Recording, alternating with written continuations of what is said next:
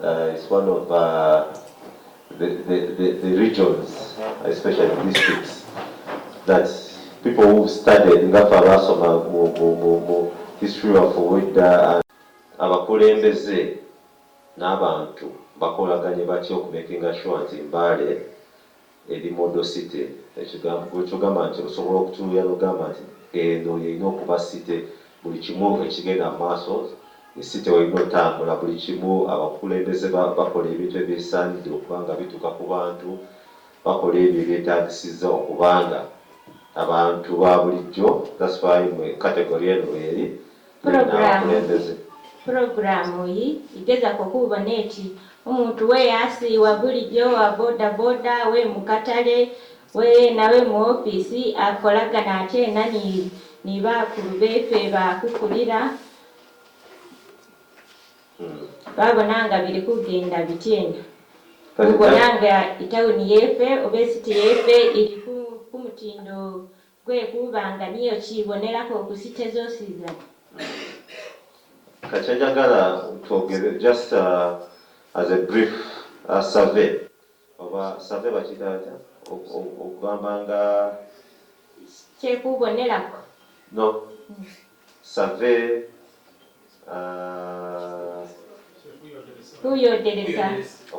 kuyodereza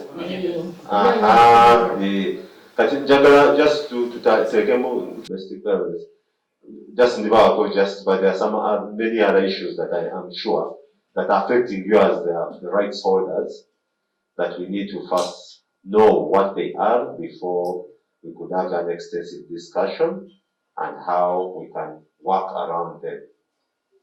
Alikula mati muzi dakika zitano kuikomizi mbeera abeko nitesi ibasa ku kibenga kyekubonerako nga bakiri kutandika yesi kwezere kubanga kusoma ko kyaleero da kubenga ku raisinga zisonga zepe zikuwambako isi kukolera isi kubayo kusinzirira mu siteni mu bakulembezi befe ko nikyesa abanga alikugana.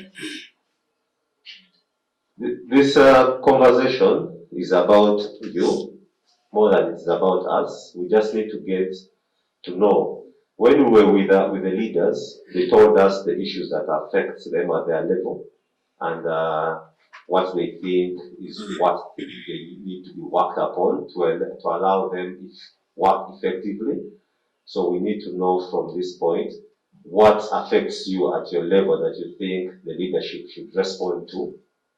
And it's that from there that we will start now our kind of engagement after understanding what the issues are and where we think the response should be. I'm seeing already a hand up there. This opportunity to welcome all members in this house, but I'm going to use my local language because I'm good in my local language. Ekisoka nze kyendaba tusaidi y'abakulembeze kyebasinga okutyamu nga tufunye ensite. One, balowooza nti ebiseera ebisinga emisolo ziba za njawulo ku za disitulikiti, kati ne kibanga ku department ya health nebanga tebafune bikozesebwa bimala mu malwaliro. Ekirala naddala ku sayidi y'obuyonjo mu bibuga byaffe emisolo we ziba zijja mitono, kiba kitegeeza nti obuyonjo tebube mu kibuga. Kati ne babeera nga bafaayo nnyo okusensitizinga abantu okuwaayo emisolo mu budde basobole okuyonja ekibuga kibeere nga kimaakinga n'ebibuga ebyasooka okukola okukula. Ndowooza eyo ensonga yange esinze okundabikira obulungi bwe tuba tukoze tubitandiiseeko. Nsigadde Gola Shabani Kalanga nga nkiikirira abantu abaliko obulemu mu Mbale City sayidi zombiriri, sayidi y'abayuuthi abaliko obulemu. Thank you Mukulu Kalanga. So yogedde ku kya health n'okwongeza emisolo. Ndowooza ekyo kiri kiriya, don't need to. Nzamanya gange bantu taswaibu na bende okubira muyanda. Ekintu ekiwuma abantu ab'omu kyalo nga babagaza okuyingira ku siti ly'ettaka kubanga batandise okubatiisatiisa ettaka lino gavumenti egenda kulinyaga ebisendeze ku site kati mwe mwena bagenda kubagoba kati mu byalo eyo abantu bali kutya kati nga bwe tuli wano tuteeseeko n'abakugu nabo bakitegeere abantu b'omu kyalo bajja kwekuuma batya n'ettaka lyabwe. Kikulu nnyo ekyo, kikulu nnyo eyo, ekyo ensonga y'ettaka nkulu nnyo. Yes.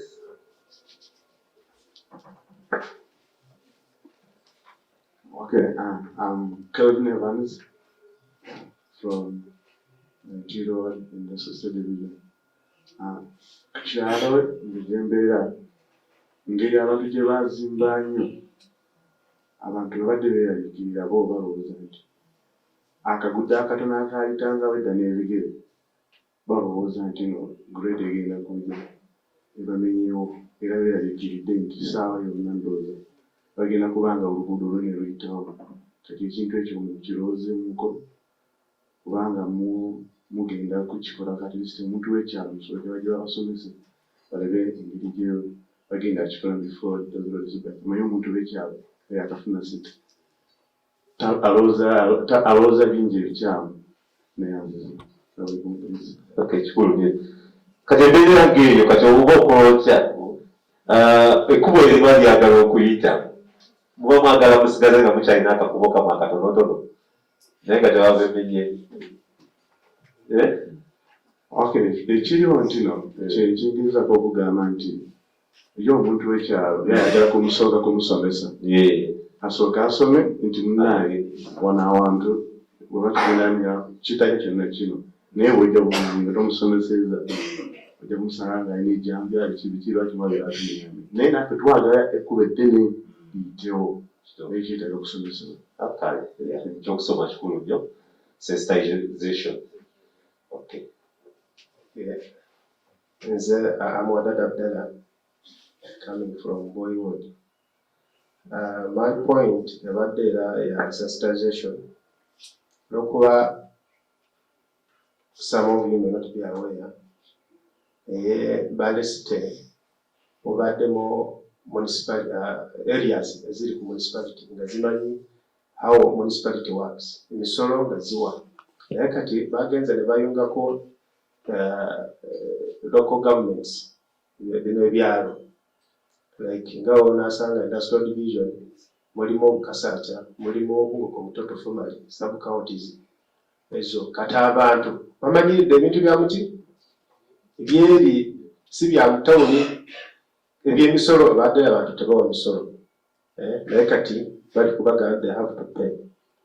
So ensonga ya sensitization kyekintu kyandibadde nga kibeera ku mwanjo nnyo okuba nti abantu basooka basomese nti kati naawe muli mu site this how the site operates.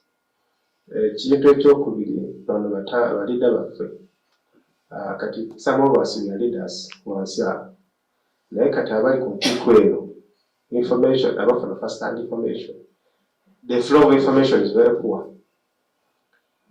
Wansi ffe tubeera na information endala waggulu information endala okuba tewabeerawo like these workshops nti kati LCs this how you are supposed to handle people this what you should tell your people you are leading.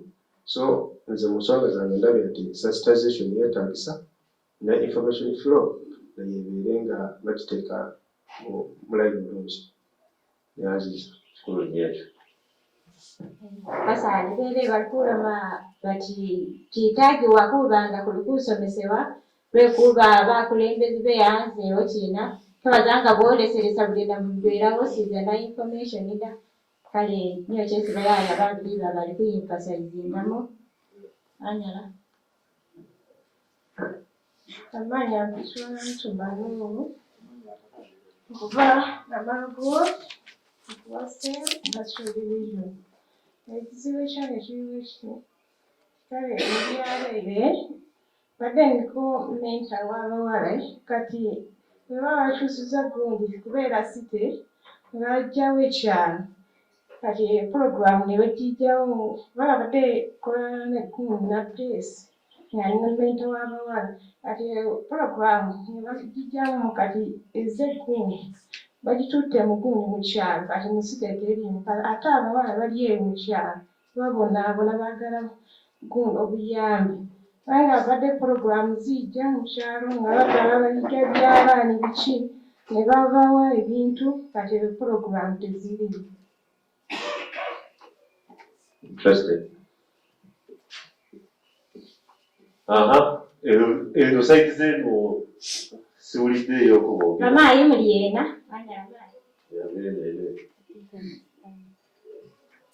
Nze bampita Mugide Dori Nvira Koma mu Northern Division. Ndi mulwadde wa kansa naye obuzibu bwenfuna nti singa wabeerawo nti kale tulina Cancer Institute e Mulago naye kati bakujjanjaba n'obeera ng'owonyeewonyeeko nga oyagala kugendayo oba for review kati era olina okutambula okuba wala ogende e Mulago.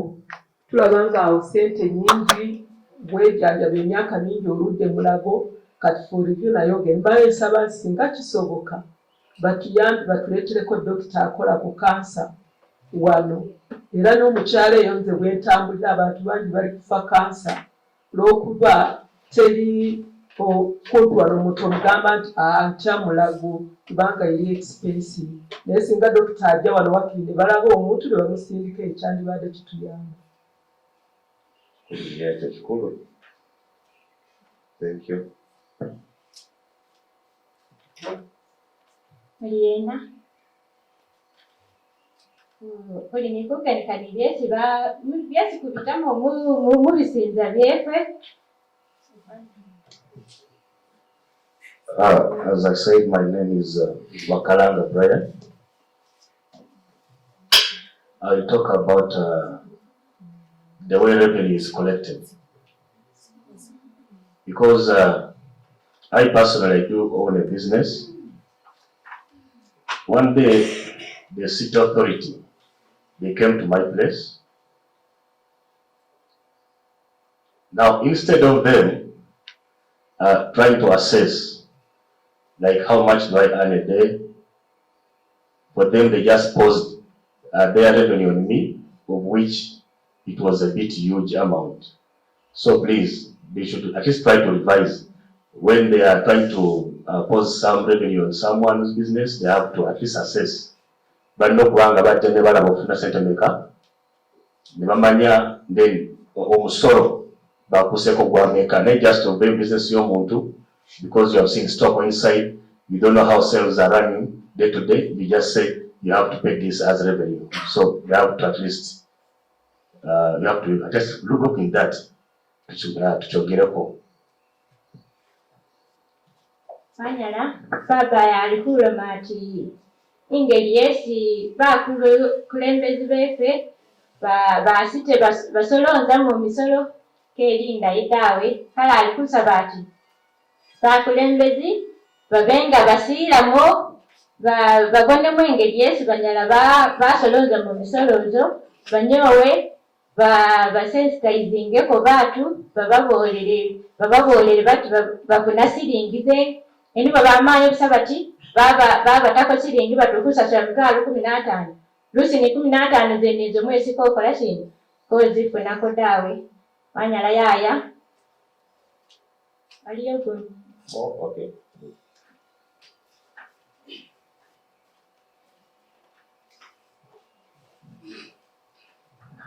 Amanya okutwala buloli Fatuma era kyalo naye abantu bali kukaaba ebintu ebbeeyi ate enfuna ntono ekizibu ebikyalo. Wanyala maanyi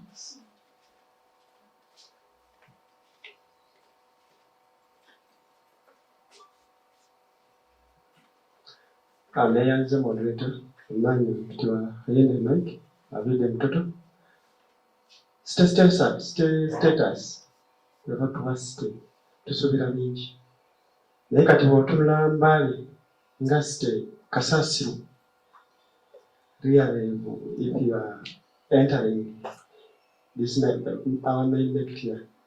Muno mulyango gwo wansi guno babeera nga kasasiro mungi, so kati ngapa abakulembeze abali wansi abamu tetulina ddoboozi naye otuukawo ne kikuluma, but because you have nothing to do and you have to leave it like they were it. N'ekirala nti enguudo zaffe, so simanyi who is in charge.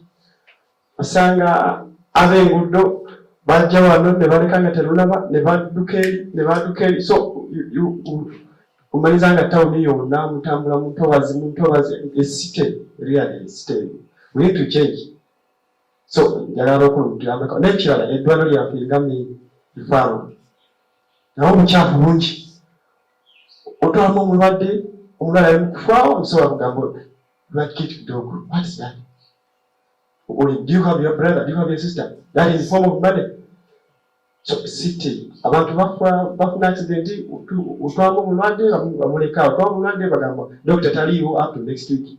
So we are facing a lot of problems in our city and we need people to lead us. Thank you. Thank you. The personal issues. Hello. Okay. Bakulu mwebale okujja. Ngaffe eri yaffe tetuviirako ngambe nga Bumboyi. Ngambe oba Mbale. Tulina ebizibu. Ebikwatagana ku ndwadde. Osobola okubeera awo n'ofuna obulwadde oba gwe nnyini oba mukyala wo. Ekikulu ogenda mu ddwaliro tulina ebizibu ebitufeesinga. Osobola kutwala omulwadde mu ddwaliro ennyo n'agenda bano ba operation, omukyala agenda kuzaala, tufuna ebizibu mu ddwaliro lya gavumenti. Ate ffe ngaffe edda tulooza nti eddwaliro lya gavumenti omuntu oba omukyalo n'ogenda ne batuyamba ng'omuntu oba eddwaliro lya gavumenti. Naye ebiseera bino ebituuse ogenda mu ddwaliro omwo z'okutuuka omwo ennyo ekiro tufuna ebizibu nga tututa abalwadde mu ddwaliro. Otuuka omwo omuntu olusaagala operation n'agamba njagala mitwalo 5, njagala mitwalo 6, obanga ogaanye obeeraawo. Kati omuntu wa bulijjo anayambibwa atya? Mutundu kyewaffe tetubeera nga kisooka Bumboyi, tulina ebizibu bingi. Naddala ng'ofunye obulwadde n'ogenda mu ddwaliro n'eryaffe ndiyita erya gavumenti, tulina ebizibu. N'ogenda olaba n'ogamba nti at least fazali nsinga ngenze mu kiriniki, n'olaba gusinga ennyo gibeerako wansi. Ennyo ddwaliro lyaffe erya gavumenti tulina ebizibu. Bakama baffe mutuyamba akantu ako tetumanyi. Era munaku ebbiri eziise mabega eyo twaliko ku TV emu, buli omusajja yali Muganda yayogera Luganda n'agamba nti tetulina bukulembeze, ebintu birinya bbeeyi, tetulina bukulembeze. Sajja ng'agala okukaalira ku TV, ebintu birinya bbeeyi. Tulwana ng'ebiseera bituuse tulonda bayo omupiira ne bagenda kibeera kirungi. Naye ebintu birinya bbeeyi, tetulina bukulembeze, tetulina bantu baffe basobola okutwogererayo, ebintu birinya, transport alinya, abantu basirise, tetulina bukulembeze. Ennyo eddwaliro lyaffe ly'eba Mbale ebyo abantu bafa lwa mbeera. Omuntu akujja mu kyalo mpa mitwalo 6 nkole mukyala wa operation toyina, oluusi omuntu kyala n'afiirawo. N'olaba ng'ogamba eddwaliro etali lya gavumenti, n'olaba oluusi nga at least wandigenze omwo. Kale baganda baffe ekintu ekyo ngaffe embeera ya bulijjo ffe tuli bubi, naye kituluma tetumanyi njawulo eriwo ya gavumenti ya muntu. Mwebale okumpuliriza. Mwebale nnyo. Ensonga ndaba zitandise okuvaayo.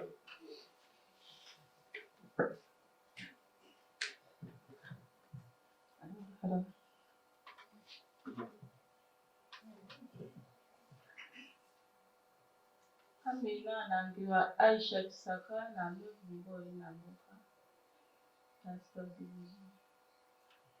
Ilo mbele sinduku kanihaho yambagana ni kusoma mu masomero ka gavumenti. Kusasula fees yabenga. Indale nalemesa abana kukola ki kusomesa. Kubanga kimisoro nicyo kyasiye kinina nange kiri kuba kinyanta. Ni kamasomero ka secondary iwekwe ikaliyo kamakalita abana bakulemerera kukwama engaki kukwika mutawuni ifule kukupa lisomero lyesi kulina lili jeke lya secondary lili kalita likukaniwako lisomero elindi oba ta bakwongeraho kwisomero okwo omudala kukundi.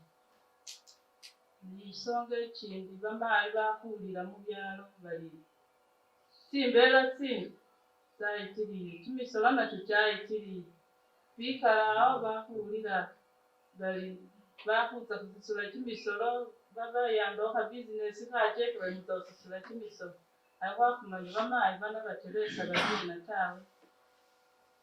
Niyo ensonga eyasi kamya nalamile Aisha Kisaka amebundu. Na Kisaka, Wanyala Mai, si Aisha. Aisha, she was saying the education standards are not up to date, more so in Mbale sub-county. The parents are reaching a time whereby they are going to fail to pay fees for their children because of taxes raising every now and then. So she needs some intervention in that.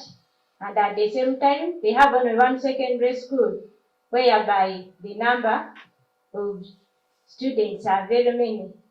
And in that case also, the students face a challenge of moving from Mbale to Mbale city. They are affected by the rain. Others will even end up getting married and do away with education. And also, she added the issue of the mothers in their area too. They are fearing the raising of taxes which have emerged due to the city status. So they are saying in the fear they don't know what they will pay, and yet the money is not there and the taxes are high. So thank you. Thank you. So I raise a hand here. I have more too.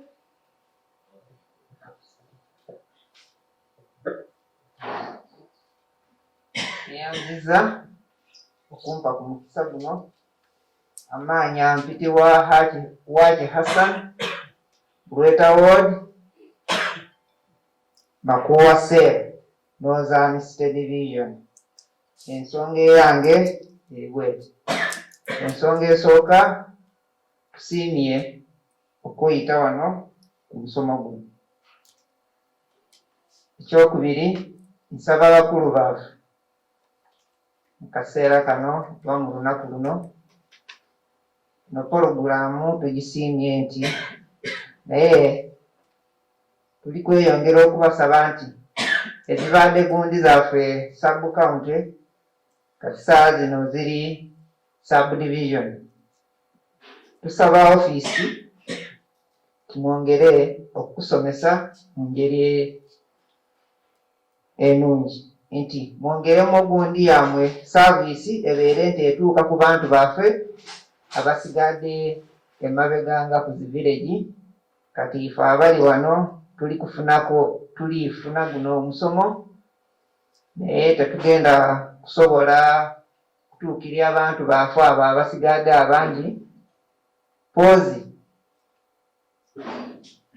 mubeereko ne pologulaamu endala mujjeko ku gundi ezo za wansi sub division abantu babeere nti beeyongera okufuna ku musomo guno. Ensonga esembayo ngaafe abantu ba wansi esite tetumanyi kyetugenda okufunamu nga tetunaba kutegeera pologulaamu zaayo nti ngaafe tulinaako obugundi bwaffe obutono obupoloti tetulina abalala tulina amataka ag'ebika tetulina ndagaano. Kati ngaamwe abakulu abavudde mu ofiisi enkulu e Kampala fe abantu abawansi tulisaba tumujjeko mutuukirireko ebitundu byaffe, mutusomese how we are going to protect our properties. Neyanziza. Amaanyi asigadde Hassan Wachi, Greater Ward, Makuwa, Sale, Northern State Division. Thank you, Hassan. Okay. Tweyanziza nnyo bano basibo abaze. Tweyanziza muze tudduukirira naye naffe bye twogera tusaba nti mubizeeyo ate mubisengejjemu beere nga bituyamba nk'abantu b'awansi. Badde nsirise ndikuwuliriza ebyo boogera naye nange kwogera ebintu bino nga ffe bamaama tuli bubi naye ng'amasomero yaayo omulala kyagambye mutunuulire ngaffe kati abakyala gye mitwe emikulu mu maka goona. Kati ogenda kulaba omwana aleka taata yeebase ku buliri ne mami ali kubuuza mami sirina kitabu sirina ki. Naye tweyanziza buli ekintu we kikulaakulanira wabeerawo enjawulo naye ebintu bino okujja nga site yaja kulaakulanya ki abantu naye walimu beerigenda ng'ekosa ne webeera abaligifunamu. Kati ekintu nga ky'amasomero yaayo oli agambye ekintu ky'amasomero ngaffe bamaama, nze nja kwogera ku sayidi y'abamaama lwakuba abalala tuli bataata tuli bamaama. Omutwalo we gunemedde okusasulira omwana. Saa zino twafunye reports naye reports ezaaze bongeddeko ki? Buli kintu bongeddeko. Kati omutwalo n'enusu ebina we gunemera ate eri muzeeyi n'abantu be mu paliamenti abano ng'amwe abakulembeze baligamba ati piyi gundi amasomero ga gavumenti teri kukola ki? Kusasula. Nga nze nsitudde omwana atuute ewuwo ku ssomero lya gavumenti liryo ly'abaananyini ne libeerawo lyaki? Kati nzize ewuwo omutwalo gumu gunemye okusasula n'enusu ebina oli kumpa ripooti oyongeddeko 3. Kati naasobola. Kati ekivaamu nti mutuule ki? Abaana be bafuuse emiyaayi ku kyalo gye muli kola ki? Emuli kulaba. Abasajja baatulekera amaka.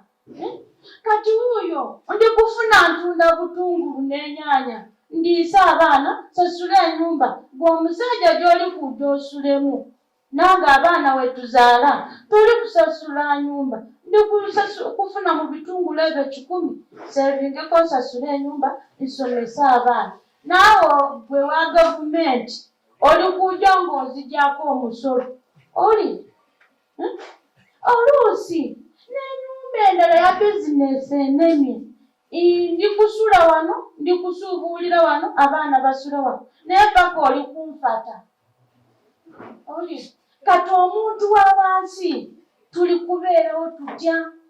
Bakazi tuli kufa pressure naye tuli kufa lwaki? Ebintu ebirikolewa eno abamalooni balitunyeenya oli. Kati amasomero oli kugoba omwana kunusa omutwalo ate nkyo oli kumpa ripooti oyongeddeko 4 nga nze naakola ntya? Olidde tulina obuzibu abasajja batulekedde abaana ate omusitula ogenda amuwaabira atuuka eri oba ayogera ki nabali ogenda kulaba ati obadde onankola ki? Ompulira yaaya asitula anti nnaku zino oli kyagambye ati yaaya yaja nga tolina yaaya neegooja tokola ki? Toyogera. Ekintu ekirala muli kudduka okugenda kunyeenya abantu mu kyalo. Wenjogera bwenti ndaba ebifirimu bindabye manyi ndi kwogerera ggwanga. Muli kugenda kunyeenya abantu beewansi eri mu kyalo naye site bw'oyita wano simanyi ku Manaafa Road oliinya mazzi gooka ayi ogenda obuuka oti ogenda kugwamu ogwa mu mazzi.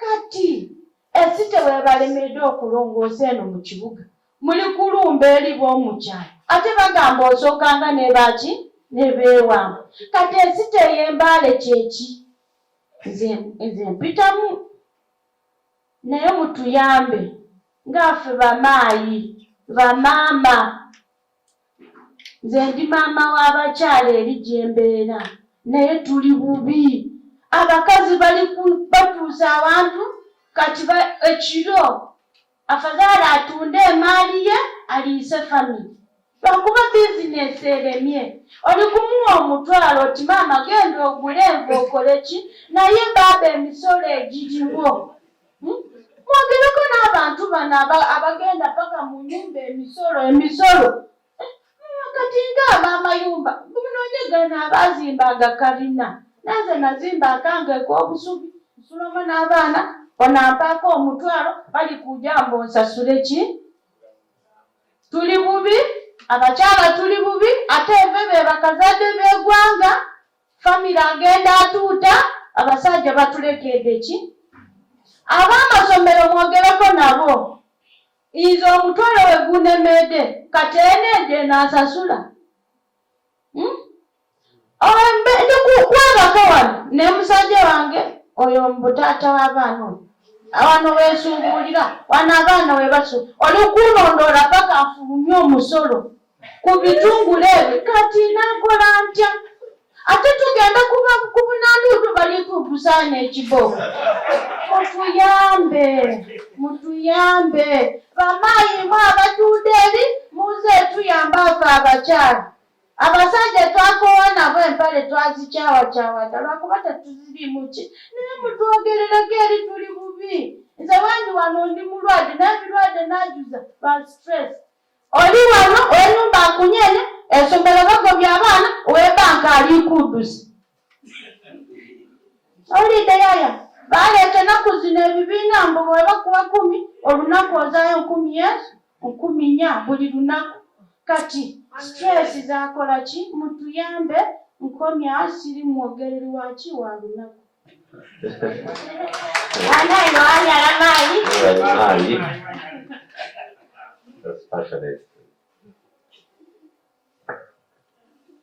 Okay. Amanyi nze Sabit Ivan. Mwebala okumpa akakisa kano. Nze byange biri bitono. Gye nviiridde abantu bange baliko abaana mostly batendants abapangisa. Bw'okuba we twafuna city rent yeeyongera era akyeyongera bweyongezi. Kati ku nsonga eyo simanyi oba yange etya neyanziza. Thank you, Colin Nedda. Mwamu ababyetegeera, mwamu ababimanyi, mwamu ababirimu. So tulina okuba nga tuna obusobo, tulina okuba nga tuyiga, tutegeere kye tulina okukola. Abakulembeze baffe tubeetaagamu ki, tukolaganye tutya nabo, tubeere ng'ebintu bino tubikyusa. Genda mu maaso. Nyanziza. Ekyange si kiwanvu nnyo. Wabula kati nga bwe tuli mu site mulimu obuntu obutonotono bwe tubadde tufuna nga tuli kumpi nga ffe bwe bajja ku magombolola mu local government mu byalo kati ne tutuuka awantu ne batuteeka mu site awagazi ennyo kati lineage eya service delivery tulina abantu baffe be twali tutuukirira nga tufuna services oba information okuva mu gavumenti kati awantu awo tetulina information emala wetusinkana abantu abakulu oba aba officers tetuba twetaagako obuyambi nga kati okugeza nga ba CDOs kuba kati twali tuli mu 3 kati tuli mu 4 CDO area nnene tetumanyi ani gye twogerayo n'atutuukirira awali abantu abakulu abo kale tetusaba nti bwe muba mufunye akakisaako okwogera n'abakulu kuba ndabye wano program batuwe outline eyo batusensitizing tutuukirira ani okugenda okutuuka ku ofiisi enkulu kubanga kati tunenya abakulembeze naye nga tetumanyi ani akola ki ate ani atandikiriza ani akomekereza kyekyandisiwo. Ebale nnyo, ebale. Aha, wano. Waliwo. Okay, waliwo. Amanya mpitibwa Nawanda Halima. Nyongeza kusoma mu kusajja okoresha eddwaliro. Actually, oyinza okuva ewaka oba ositudde omwana mulwadde oba ositudde omuntu mulwadde oba olina agenda okuzaala. N'oyita mu malwaliro gano gonna ngamba kangende mu maini banyambe. N'otuuka eyo obulwadde ne bongerako obulwadde. Naliyokko last week nagendayo n'omwana. Naye nga bayinza okutambuza. N'ekanula y'olukumi weekiteriyo mu lufaalo. N'ofuluma abweru n'ogigula. Lasita n'omugula. Bagenda okujjanjaba omwana kati wabala mu mbeera mbi nnyo ng'owezeka afudde. Oba otambulira okuva ekyeri emmanga ofulume eno ku geeti olyoke obizzeeyo simanyi. Obuzibu era obuli mu ddwaliro ez'ente y'Embale. Ate nsaba ku bakulembeze nga tuteesa bwe tuti oba kisaana wa abadokita be batono babisi tetumanyi. Badde nsaba bakirowoozeeko bakirongooseemukko kubanga kisusse nnyo. Yeah, thank you.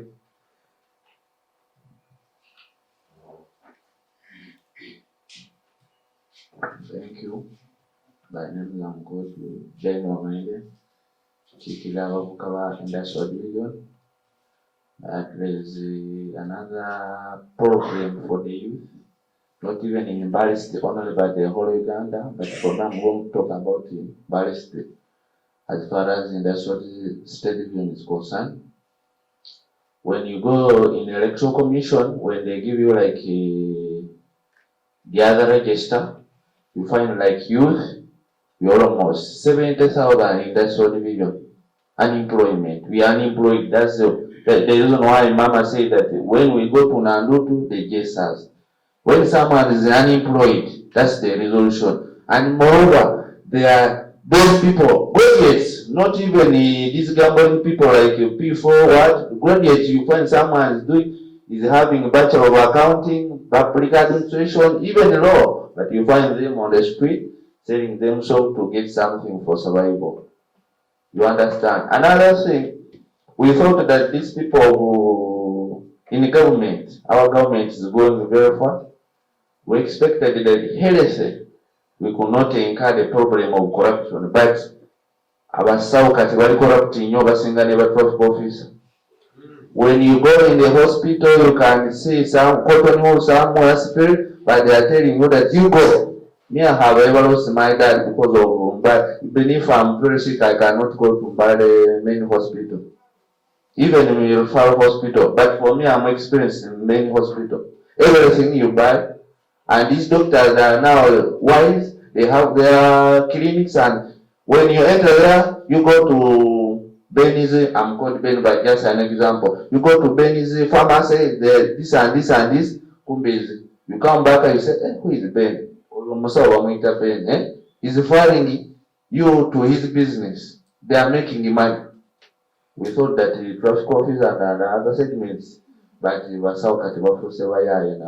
sorry to mention this, but we are losing our people because of doctors. And His Excellency, when he's talking, I'm sorry to talk about him, but I'm going to mention it. He prays about Vasau sciences, but at the end, they are doing opposite. We are losing life in the hospital. If you go now on main gate of Mbale Hospital referral, they are offloading dead people. Not because it is time to die, but because there is no care. They can ask you 100,000 when you have 20,000. No one will work on you. I will come back to unemployment. When you come like this, I will ask you that we youth, we are idle because nothing we are doing. And it is said that an idle mind is the devil's what? When someone is idle, you can become a hero. So unemployment in Mbale city, even in Gulu, even in Mbarara, even in Kampala. You know, when they create a city, population is now what? You are going to be in 2026 Mbale city. As you see, it is small, but it's going to register like 500 voters here. 500. But youth, they are going to be 300,000. And they told us that maybe when they create a state, jobs will come. When you go to where they have advertised the job, they are saying that senior accountant, for you have never worked anywhere. Senior commerce officer, doctor who is experienced like 10 years, for you have never attempted even one word. So we are facing the problem of unemployment. We are not facing a problem of unemployment because we are not educated. We have papers. But now papers are becoming what? Thank you. Thank you. Wanyala yayayu abera alikuluma ati basawu bayigesa madwaliro kuba business batuza yemu dwaliro tufuneko kalesi akoloma ati leka akulangire beni akole chini akuletere malesi anopawo malesi da kumbe beni tena weza alikulangayo niyo malesi niyono malesi gewe isa atele ati babanga kabali kukwatendinga kwano munani mudwaliro dawe nakindi aloma ati basanyuka kubanga kwafunire esite nti kulukuza kukola china kuza kufuna milimu newaza kwidiyanga bayuthi bavubuka bagali nabi balinga 70,000 ati hii namba ilinga linabi oza kwidiyanga pawo milimu jesi bavubuka balikukola chini balikufuna da lwekuba hii namba engali nabi keri kulometu badambile milimu lwekuba pawo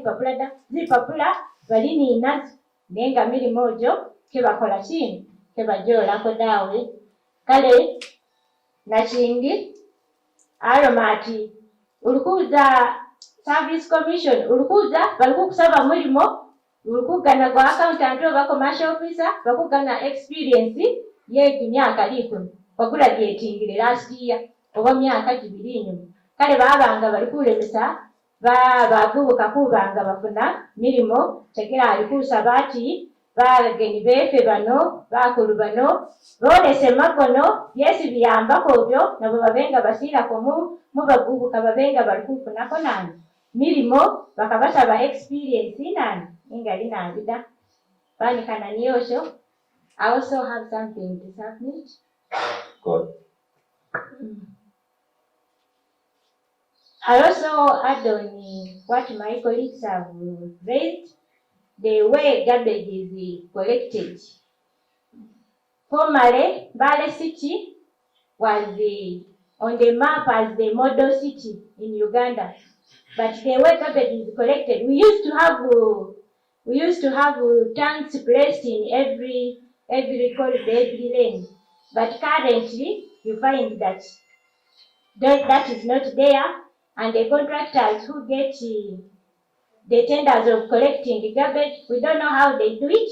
They keep collecting money from people in the shop, business community, 5,000 per shop, but you find that still garbage is lacking where to go, making the city dirty. Secondly, also the way they arrest the tax collectors who look after the gardens of the city. The way they arrest people, someone has come maybe from the village. He does not have any money. They just arrest you because you have stepped a past parliament. And then you find that they are telling you, pay us 100,000. Without that, we are taking you. And then they keep pulling, yet someone maybe is not. Even if you say, maybe I have this much, they will not allow. So please, we beg that you talk to those officials. Basala enkulometi batu befe bamba mushalo momo beza nga basambagireko ku pasipala mu musite momo udi abalikubamba ni gamani baba tusako siringi baba tisa nusu mutezere kugenda ko busobezere mo ni mutwalo bajibiri bamusaba mutwalo ngaliko. Then lastly, the services.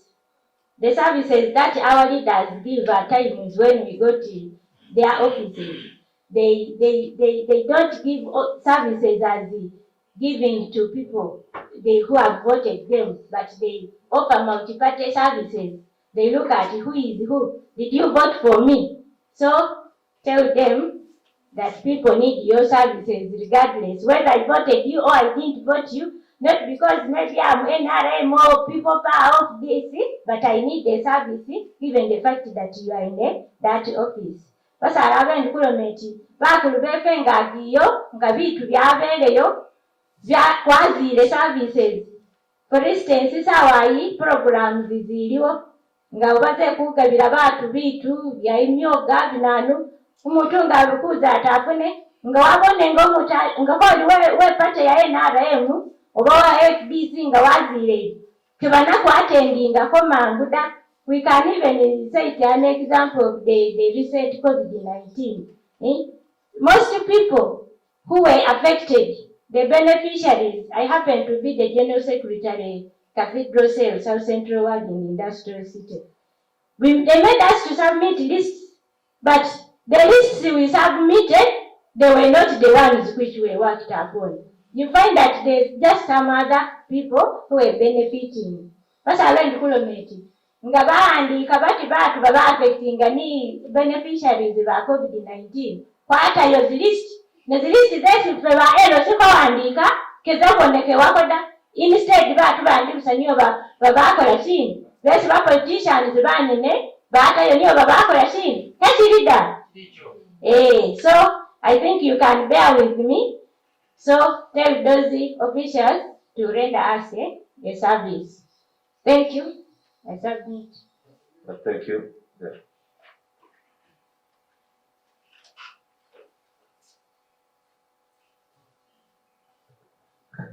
Neyanziza amanya ge gali benyini Bola Shaban nkiikirira abantu abaliko obulemu. Kati obuzibu ndi ku saidi yaffe kati yenyini. Obuzibu bwe tufunanga ffe abantu abaliko obulemu tugenda naddala ndikuleeta kyakugezesa kyakulabirako tubadde tujja wano naye challenge gye tufunye nga ffe abantu abaliko obulemu twesanze nga abatesitesi ba puroguramu eno tebatubaliriddde ffe abantu abaliko obulemu kuba entambula gye tutambuddemu okwambuka waggulu awo in case omuntu aliko obulemu aba aseeredde n'abeera ng'afuna ate obulemu obulala kiba kimpisa bubi kati naddala nga nze omuntu aliko ki obulemu. N'olwekyo nsaba abatesitesi ba puroguramu zino bwe baba nga baagala naffe okuba nga tubawa ku birowoozo byaffe at least bateeke awantu nga wanguyira omuntu aliko obulemu okukola ki okutuukawo. Gavumenti yaffe tugyebaza egenze erongoosaamu naddala ku saidi yaffe ey'abantu abaliko obulemu kuba naffe mu paliamenti sebo gye tulina abatwogerera era bakikubaganyaako nnyo ebirowoozo nti batutwalenga ekyatika kubanga naffe tusobola okukola ekyo abantu abataliko obulemu kyebakola ki kyebakola. Tusoomoozebwa nti wadde mu malwaliro weesanga nga bazimba nga tebateeseeko muntu aliko obulemu asaana kuyita nga ayitawo mu mirembe. Nebaza Katonda nti nze at least nsobola okukola ki okulinnya awantu awo naye ku lw'abannange gyeri abaliyo nga mu butuufu alina obwongo obuteesa naye nga w'oteekateeka ekifo nga kino kiba kitegeeza ye agenda sigalawa wali wansi. Kati tutwala obuvunaanyizibwa nga ffe abakulembeze baabwe ne tutuusa oba oli awo bano abateekateeka ebifo bino ne bateekateeka nga naffe bakola ki batubalirira. Kati nsigadde Bola Shaban Kalanga akiikirira abantu abaliko obulemu mu Mbale City. Nsonga nkulu ennyo. As I said at first that I'm seeing Carol from Industrial Division, my issue is about insecurity Like, I can take an example of my area. We have so many thieves that are moving day and night, opening shops, even people's houses. Then even grabbing phones by the it has started in industrial division. So we requested the city to deal with that issue also. Maybe by creating police posts, I don't know. Insecurity. Naibidi abavubuka balina kyakukola alternative kulembeza abavubuka akyogere. Are the issues done tuwendeyo? Importantly nti tujja kuba tutuuka ku program tugenda paka in the evening. So tujja kuba tufuna ng'obubondo abakulembeze tujja kuba nga tweteeka mu groupings oba nayo abakulembeze tuba nga tugenda kukola nabo mu program eno kubanga ensonga zo zitudisikasinze wano ate tuziteeka ku level endala n'abakulembeze tulabe engeri tusobola okuba nga tukolagana mu ngeri okuba nga bino ebintu tubikolako nga ebizze. Tulina list ya needs assessment gye twakola tujja kuba nga turespondi nga tugambe nti ani agenda okuba nga akulira wano ani agenda okuba nga akola ku kino tulina and that's why tulina liaison office eri awo kubanga coordinatinga enkolagana yaffe wano kumwe n'abakulembeze making sure nti the model city Mbale nga weeri eddayo weyali. So tusobola okikola ekyo kyokka nga tukolaganye wano era tukkirizaganyizza ebyo tubitegedde naye tubikolako tutya yembeera. That's why we are here. Kakoze omukisa guno okubanga I invite the Executive Director for the Center for Constitutional Governance, Dr. Sarah Birete, atwale mu program eddako and to make sure the way forwards and what we need. Thank you. I'm called Sarah Birete. I'm the Executive Director, Center for Constitutional Governance. Recently added the title of Doctor. I have a doctorate in humanities, but a lawyer by profession. I am a human rights activist. That's my passion. I wish to take this opportunity to introduce representative of our partners on this project, Voice Global. We have with us Madam Mili Tiwanje. She's from the Voice Uganda office. They are our partners on this project. Yeah, I will be taking you briefly through this project, but most of the issues that you have talked about are part of what we have come to do. We held a meeting like Mr. Masesa took us through. We held a meeting on 21st and 22nd February here in this place with leaders elected leaders of the city, together with the church representatives, together with the market vendor leadership, security led by police, and civil society, people with disabilities, teachers, border leadership in the city, private sector. So we held that meeting and also a training and a meeting to get views and concerns that people want to work on. And in that meeting, I will share part of the outcomes which are in line with the concerns most of you have been raising. Let me pause for the interpreter, sorry.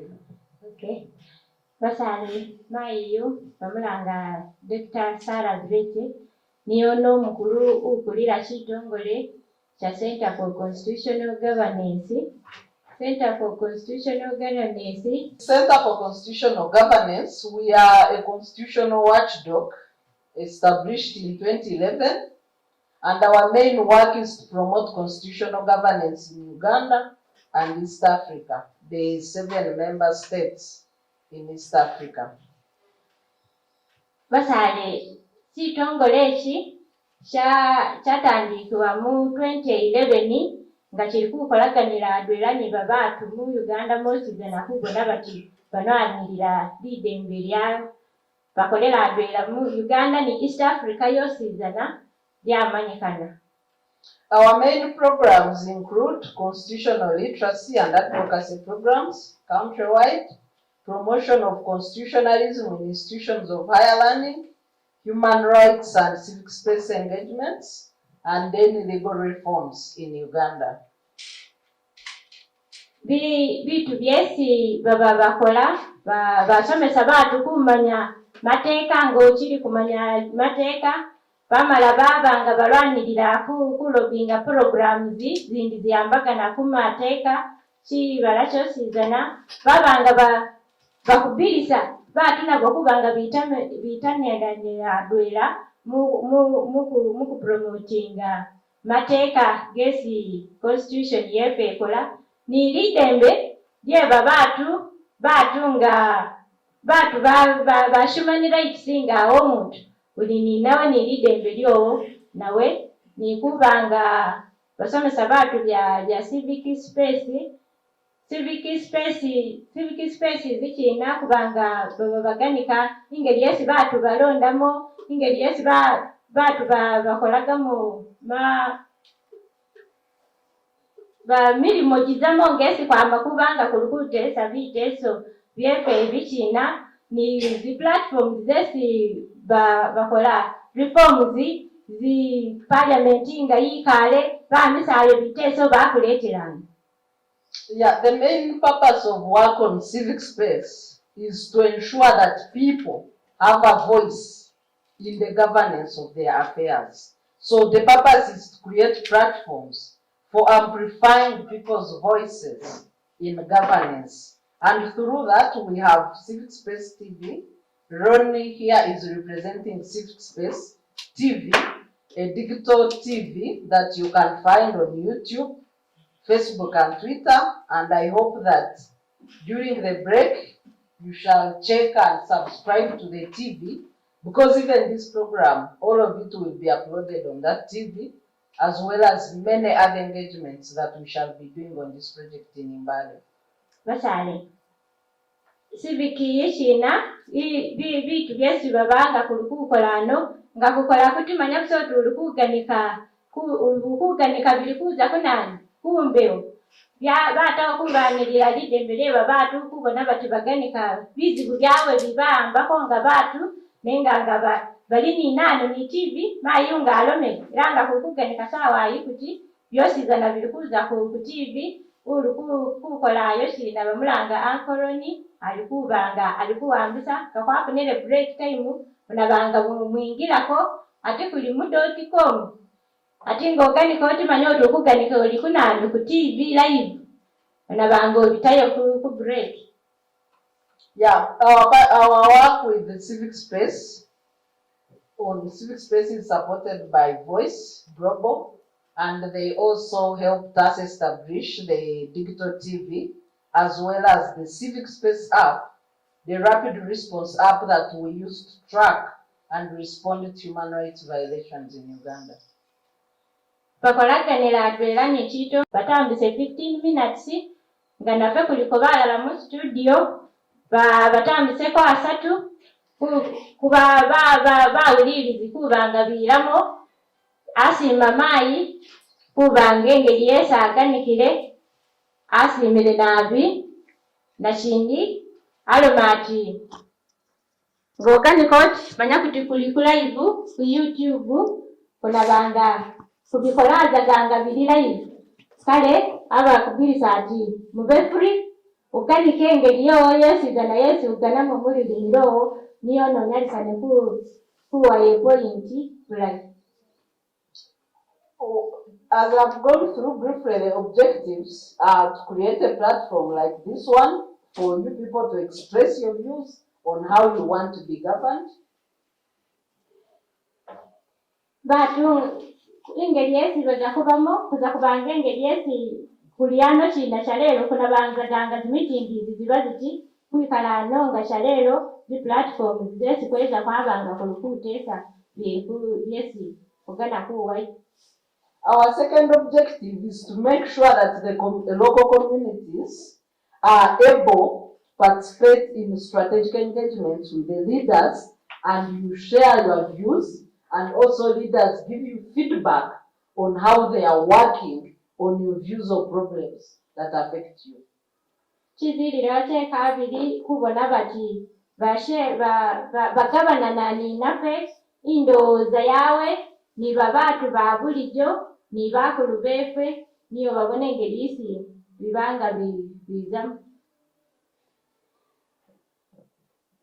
Another purpose or objective is to amplify your voices as intersectional communities through civic space TV, songs, drama, but also social media platforms.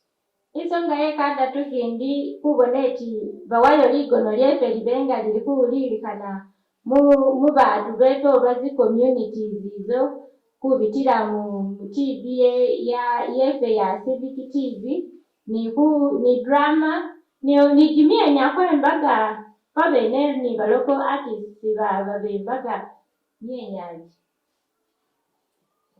We hope that by the time we finish this project, local communities will be able to champion their needs and their problems, and leaders are able to act on them in line with your expectations. Basuubira bati nga bamalire kukola kiti, basuubira bakulembezi beeffe kuba nga at least babeere nga kwabaweereyo biteeso byeffe nabo babeere nga banyalisa kuziirirako nani ku biteeso.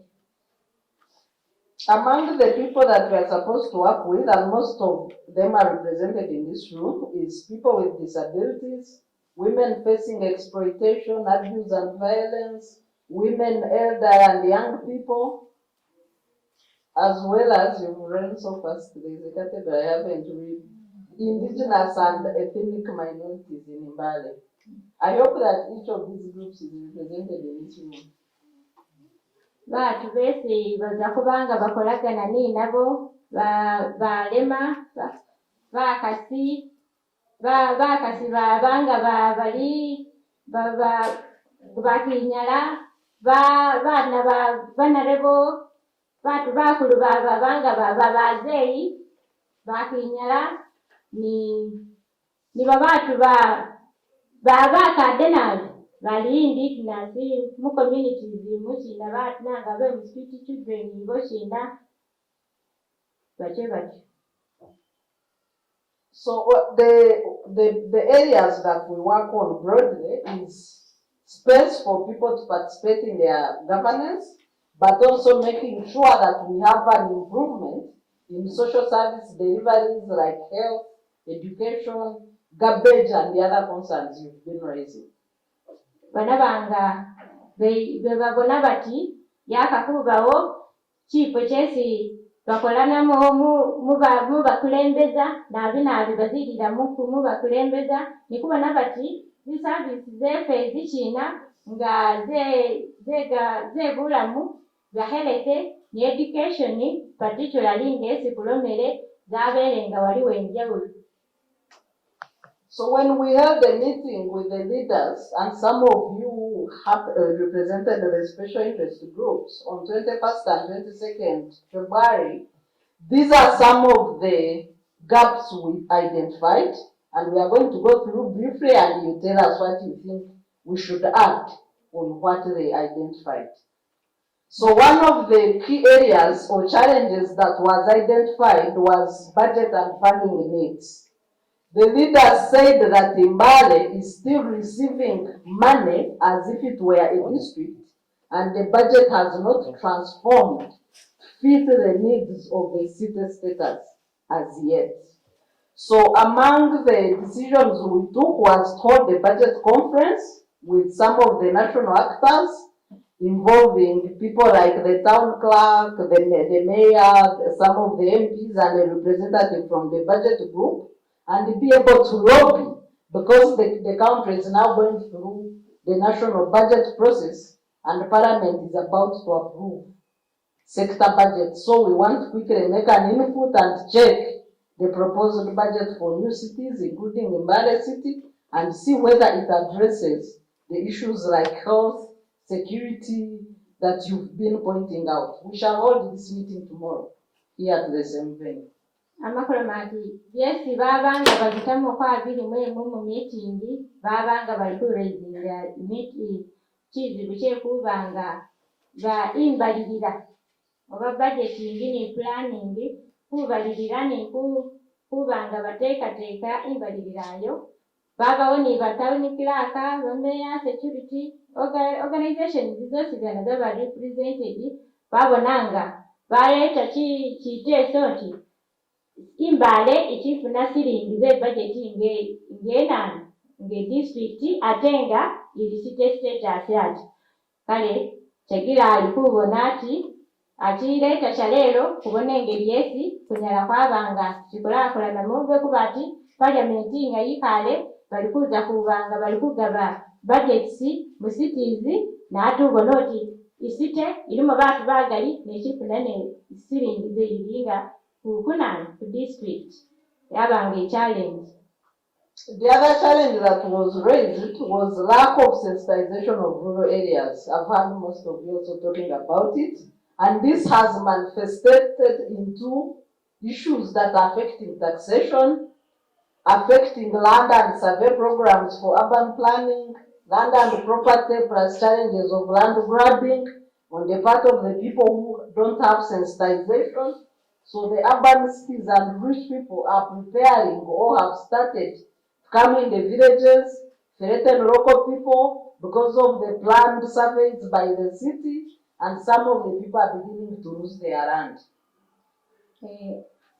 Maya makolomati bibera kubintu byesi kuleizingileana bo babonanga kubanga tebaba ni sensitization oba kumanyisibwa dawe bonoti zisonga zesi kulomereko zeji misolo oba taxes maswa kubanga bagabugulaga ni kuplaningira disciplinary city yefe kale ebyo bibera byo byesi bareizinga. So among this, we said the actions take was to involve the state leadership from a bottom-up approach on sensitization and attempts on mindset change. And this is part of what we shall be doing here. And then also do mapping of key stakeholders to involve in sensitizing grassroots people on mindset change about the transformation from the state district status to the state status, and what are the requirements of being in a city. Kibera kyesi babanga bafugirisa namonge resolution baloma bati ingeri yesi nga babere kusensitizinga batu bali nikuba nikukyuka mindset kiba omuntu kukyusa indowooza yewe ukyuse These committees have been meeting in liaison with our local coordination team headed by Simon, and these meetings will continue, and we hope that after this meeting you're going to join the working committees to make sure that whatever we discuss is followed up and worked on before we get back, because for us we shall be getting back like in a period of 2 months. But every week we have an activity going on through our local office with the concerned stakeholders on each issue. Akolomati mwabonye buli issue yose zanange sibanyoyele alachina budgeting sensitization iliko n'omuntu uli focal person uli kujikulira adwera ni programs uba Simon uba mu office inabanga bili ku following ninapenda kuliano kutisha leo napati kwavele kwigatireko baza kukola committees kunabanga kuzaga mu committees program inabanga iri ku runninga bamayi bani baba bakabe Kampala nekwembale at least mu wiki ibawa activity bange ikolewa nibo banakola muri bamala ready CTB.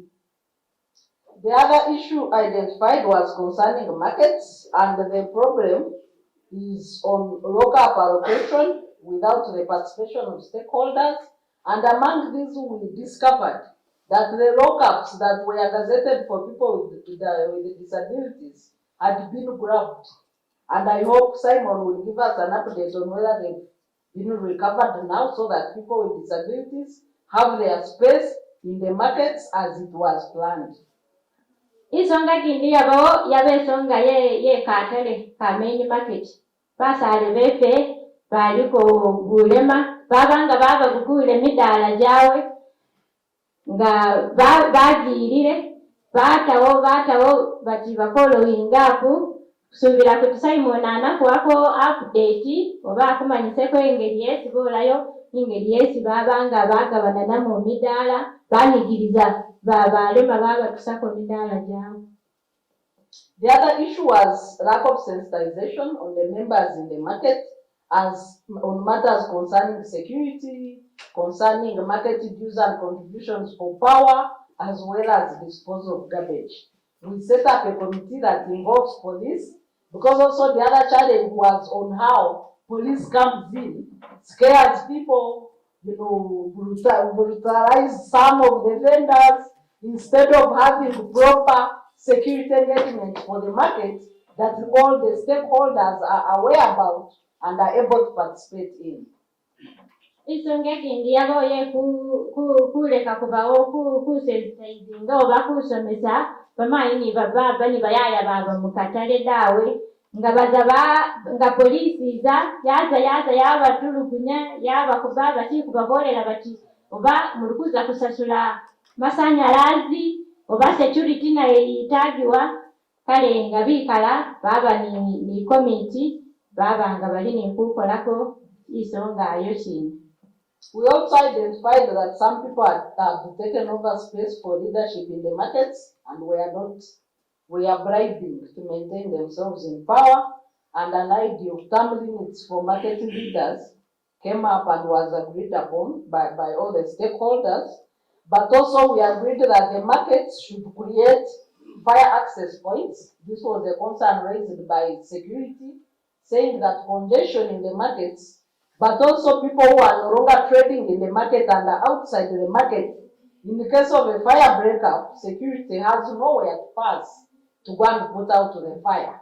So we agreed that the fire access points be restored, as well as most of the stores in the market were empty, and political leaders had grabbed them and hiked the cost.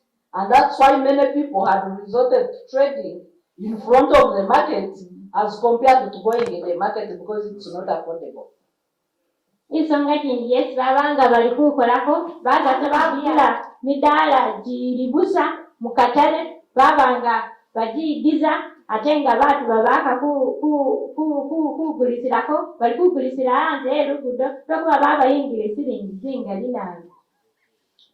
The other challenge young people on the street, rehabilitation drives on drug misuse, and then we also decided that we should have an all stakeholders meeting involving security, schools, some parents, and local leaders and cultural institutions on how to curb the increasing domestic violence, but also how do we keep our children in school, including the challenges of increasing cost of living, increasing school fees, while the people are poor and they cannot see the money to afford this education.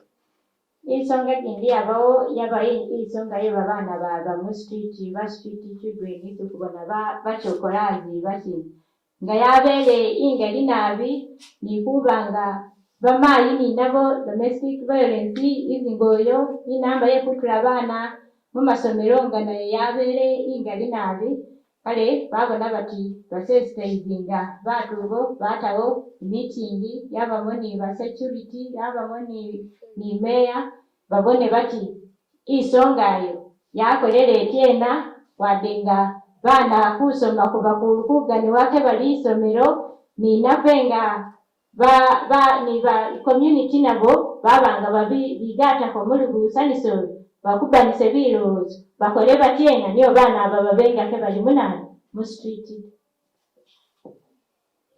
When you see the committee that we set up, they've been meeting, and Simon, you prepare a brief on the subcommittee meetings that you've been conducting and what you've been able to achieve so far after my presentation. So the other challenge is water and sewage system. Challenge of poor drainage. Mama explained how you battle many challenges, including falling in the poor drainage channels in town, sewage systems, dumping of Kasasoro that is not coordinated. And so we looked at the poor drainage system that can't serve the expanding city and increasing urban population. Sewage keeps bursting, especially near the tax park, and then it intoxicates the whole city.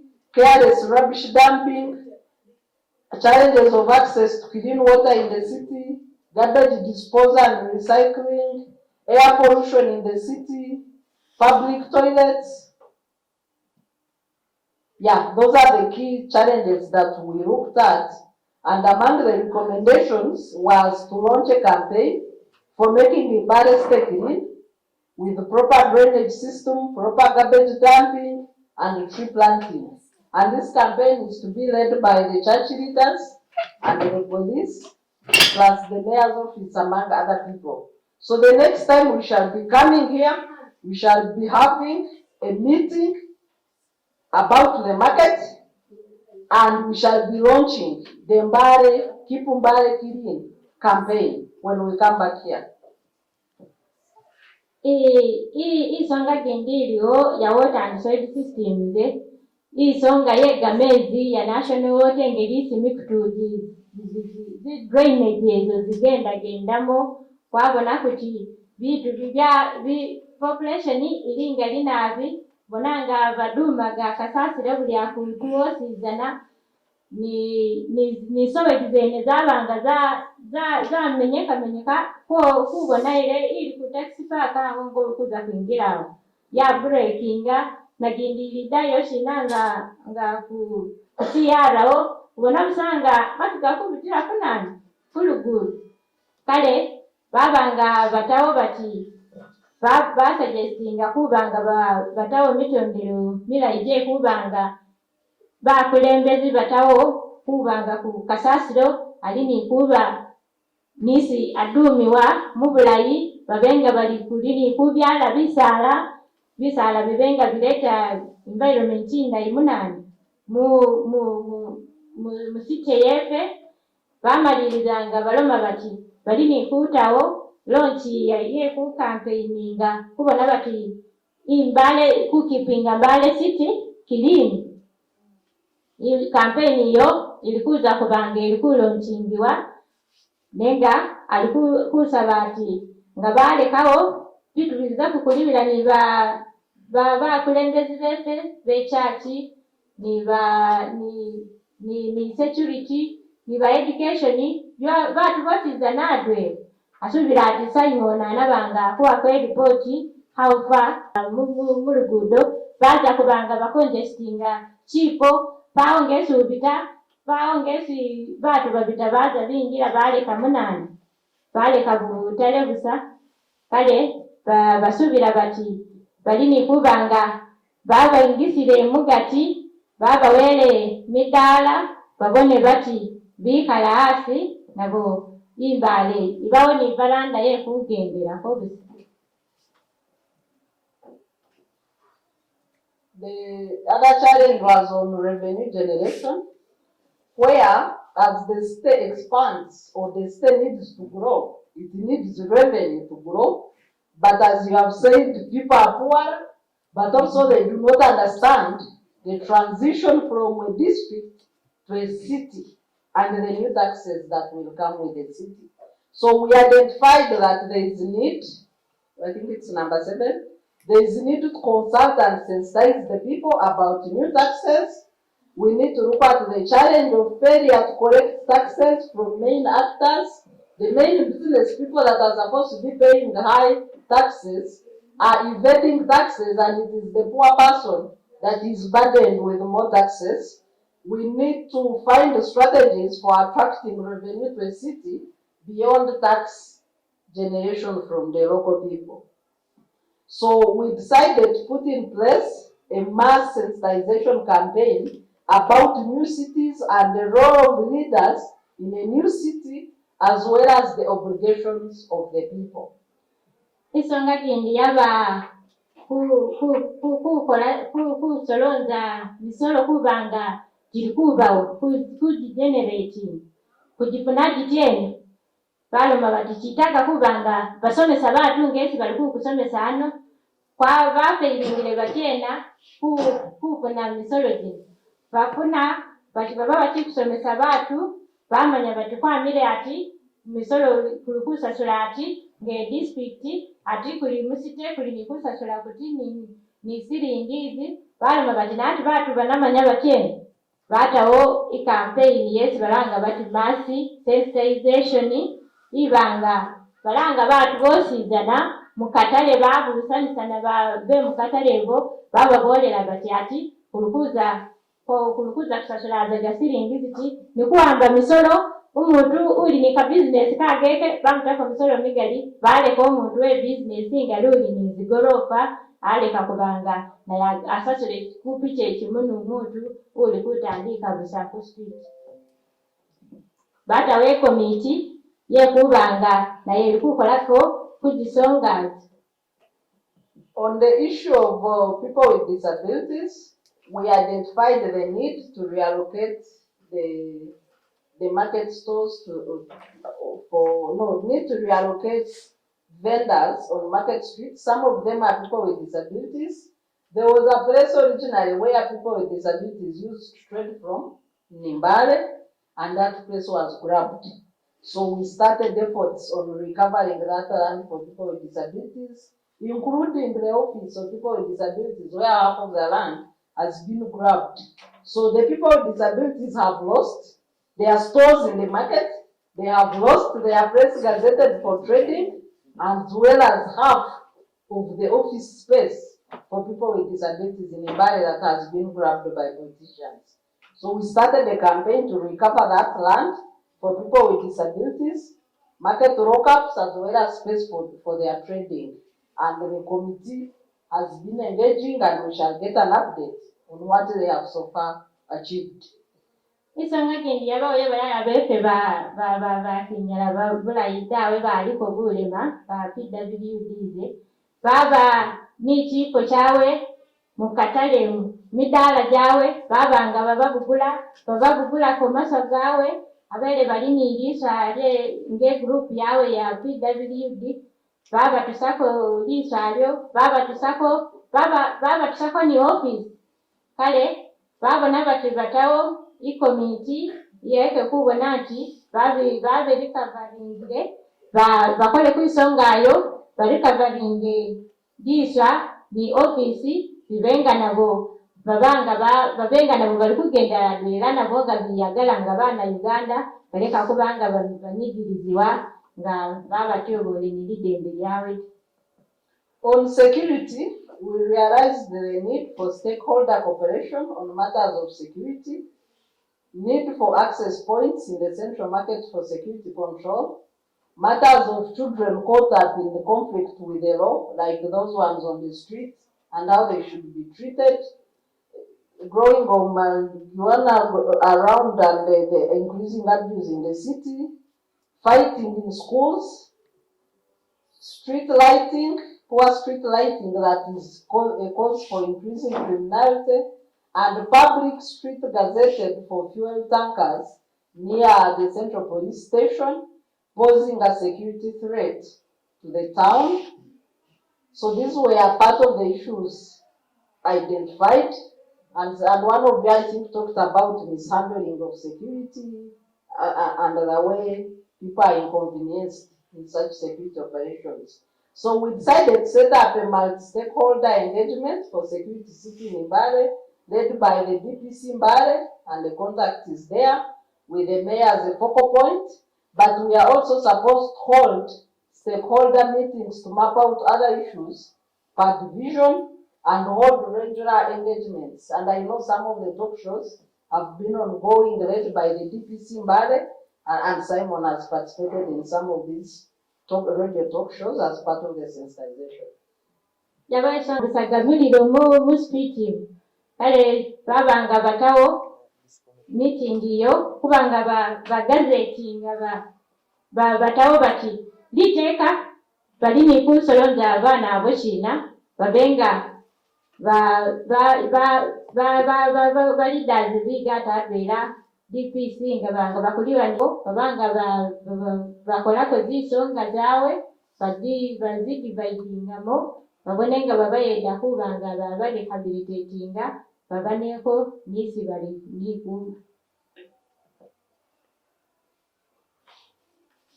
On borders, we discussed security of border riders. Some of them are attacked and beaten on the way. Some of them, their borders are confiscated on these security operations. That means loss of income for a household that was depending on that border. We looked at issues concerning loans received by border people and where they defaulted during lockdown. We looked at the issue of accidents and how the victims are handled, the border accidents and victims, as well as registration of border riders underneath the gazette stages in the city. We decided to have a stakeholder mapping and the need for stakeholder engagement on issues affecting border sector as and when they arise. So we set up a leadership committee led by the border chairman, the police and the mayor's office, as well as the deputy mayor for Northern Division and the civil society representatives and the youth leadership. Isonga kindi abawo yes baganikako yabaye baboda bayaya befe bavuga boda asolonza boda bazi parking akunani ku CPS iko babanga bayaya baba affected ingoyo babonanga babani loan zese bakakubanga basasula bafunaga accident nikubanga bali ku registeringa nira ku Palisa Road omanye stage yese ubawo baloma bati kitanga kubanga kuikalako ni baba kubone bakubolere byesi babitamo nga bibamba zisonga zawe ngesi bali boda bamala batawo kubonanga bakoni meeting yesi bakakwikala ni babatubo bavugirisane kina kyesi banyala babanga bayede batawo umukuru we boda abenga na yaliko adwela ni DPC ni mayor ni deputy mayor wa industrial division kubonanga isonga yeba boda ayo ibenga ilikukola wako. We are missing a representative there for an division. So maybe we'll advise us in this meeting because we seem to have more representation from industrial division and northern division. So how many divisions are in Mbale? Just 2. So where is one? It has married with another division. So we just have 2 divisions. Yeah, formerly there were 3, but when it came to city status, they merged the Wanale into industrial, so it is now one city. Thank you. So the other challenge identified is of school gangs. The meeting was told that they are school gangs, and the ones led by girls are very violent, and they go beating other school children, but also they raid, they steal in the city, and they have contacts in police. If you arrest them, even the next day they are out of police, they don't even spend a minute. So we said that we needed to hold a campaign with these teenagers on this violence and criminality led by school gangs. So we decided to set up a monitoring team with schools management, security and state leadership, and to map out other stakeholders that are supposed to act in that, including police and the political leadership, as well as the Secretary for Education and the state leadership on that issue. Isonga kindi yabawo yeba bana beso babanga bakana abo baba batemuka bakubba batu bashulako batu zisawo zawe babone nesiringi kale yabanga na yeri issue baluma bati banakola batena babanga balikutawo ikomiti ili mumasomero irimu abeera niga amasomero ba headmasters ni bakulu bega amasomero abeera ni security ni bakulu befe besite kubona eti batawo kukola kina kumonitoringa imbeera yekubona eti bagendanga monitoringa simanyi kumonitoringa kubanga bagenda balambula etawuni babone baana abo balimo namwe bakolere batwena babenga bakendezako inani kikola kyese bakola kikalisiira ekyo daawe kale byabako nomuntu naye watangirira kinani kikola Challenges of free speech and freedom of expression, economic rights, where some people are disadvantaged by policies and practice of the political leaders and they slip more into poverty, while others, are growing rich, increasing the gap between the rich and the poor, and the challenges of people participation in politics, which we define as civic space. So we identified specific challenges to address in order to facilitate full enjoyment of fundamental rights and freedoms, as well as free participation of the people in the development of Mbale City. We did stakeholder mappings, and the committees led by the mayor, who is the focal point person, and we have the deputy mayors for each of the divisions, as well as police and civil society represented in the committee. Civic space ngesi kuliano kutika bakugirisako gathering hanyuma bona aba CSOs bigaragaho accounts bablockingaga batu kale babonanga lidembereba batu lyaberenga lingibirire nabi baloma batu kunakola kutyeni kubonanga bafuna ingeri yesi babona bati batu banyalisana kwijoyinga lidembe nga baana Uganda batawo ni meetings kubona eti bamitinga ni bakulu ni byesi baambako nga bitangwira ni mayor ni deputy mayor ni DPC ni bakulu bandi Mbale City babone bati batu biyagaliwanga munani mu country yawe nga ba expressing rights zawe really organika ngesi ogana ngesi constitution yomati the power belongs to people. The last challenge is on fighting corruption. If you can go up. Yeah. The challenge of corruption, which eats into money that is meant for service delivery. Somebody mentioned about corruption in health centers, where people hide kits, corruption in land and property surveying and taxes. There will be a lot of extortion as people come to survey your land. The people will even tell you prices that are above the cost of surveying land, and the general abuse of office and corruption that is happening in the countryside and in the country, and Mbale is not an exception. So we want to engage the people directly in monitoring distribution of funds and ensuring that money does what it is planned to do as we work to develop Mbale City.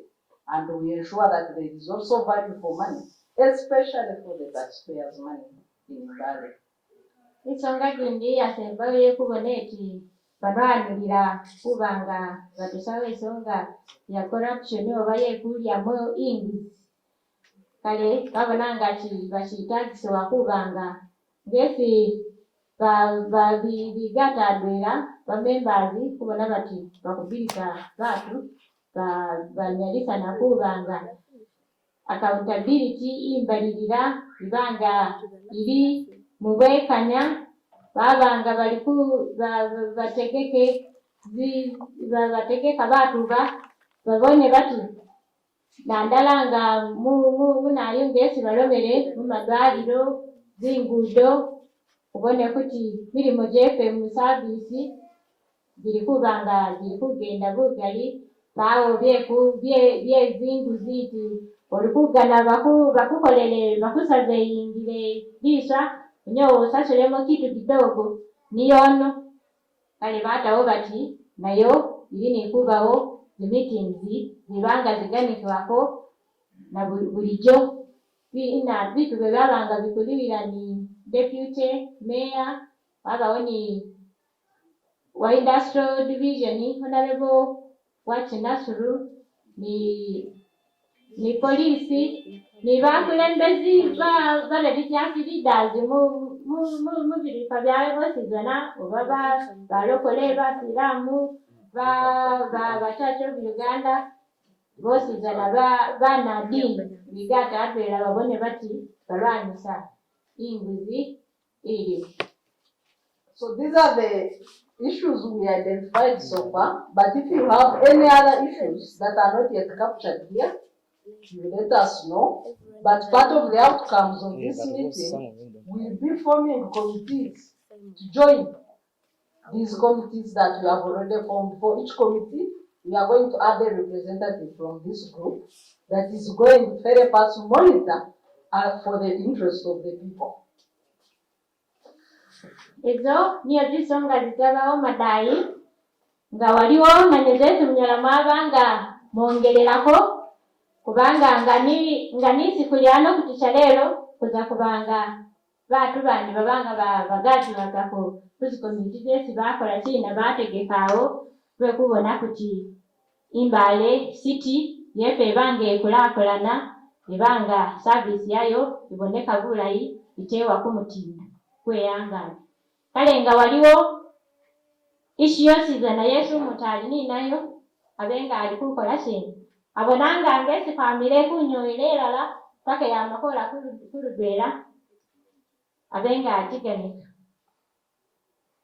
We are now back to the discussion. Thank you very much, and I'm here to take your comments. Patale ni kusinya kama ida director biasa kujitisire. Asante sana. Yongeza tena.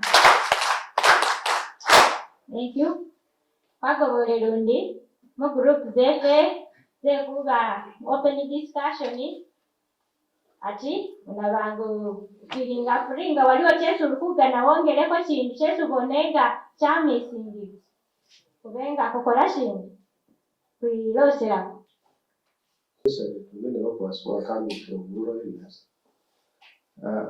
Roads are impossible. If you happen to go to, if Mama, you have never moved to Wanare, up there. If you happen after this meeting, let me do a tour. I don't know, you'll come with a real picture. So, Tingudo, Tazitika, for some of you, Abatamanyi Masava, Nemayari. Tingudo, Bati, Wagan, Kirekonsirenga, Mona challenges, Madrenga, Guneko, Nefenga, Gio, Miranga, Giomusike, the Tingudo, Kobani Tamak, during the Potes regime, when I was still young, and I found the road was tarmacked. But this Sensitization regime, I don't know what happened. They came with a grader and intentionally removed the tarmac. Yes, and they brought, they filled the road with this wrong soil, not even marram. So the locals do their endeavors to put either stones or what else did or who whenever vehicles do what, and yet up there are many products. We have the passion fruits, we have Irish, we have many eatables that bring Mbale, Kampala, and all those cities and towns, feeding people. So my Tingudo is a big challenge, especially to those areas. Tesiba gati kuna kusite tibile muloko. So from the include the road network. Who and abantu uli milezi nyanya because many the many people in the villages, they are farmers, they are tomato growing people. They grow dodo. So if the road network is improved, these people will be in position at least to improve their earnings. So that's the submission. My name is once again Mbale. Thank you. District, but all the same muli ni kunina. Okay, the road he's talking about, it is partly in the city and partly in the district, and that place is very fertile with the passion fruits. I think it is the biggest, it has the biggest supply to Mbale city, if I'm not mistaken, and to Kampala. So it is very true that you have also been to that area, and all of us here, and we realize that the road that time was really very okay. But I think it is the leadership. So when you are voting, vote wisely.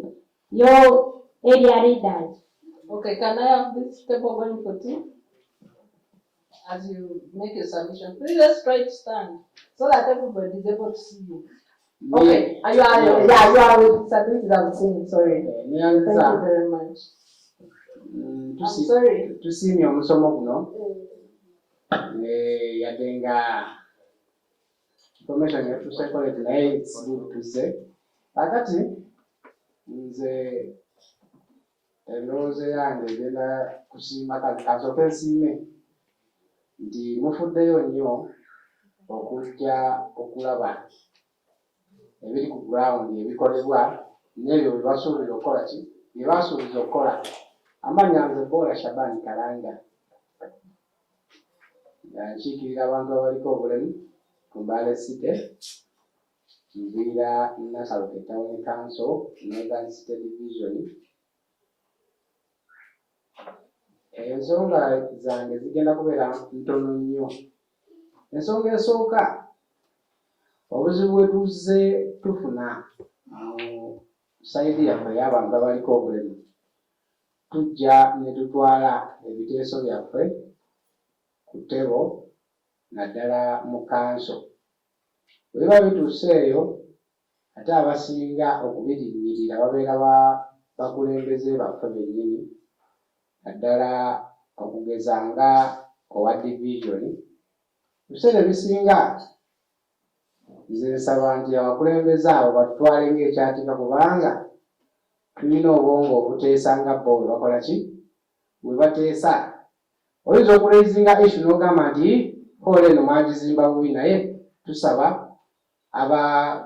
abapulaningira ekifo kino babeere nga at least bateekawo accessible way, omuntu gy'ayinza okutambulirako n'atuukawa mu council meeting n'abeera nga naye alina okuteesa, kuba oluusi naye abeera kansala, naye nekimuleetinga down.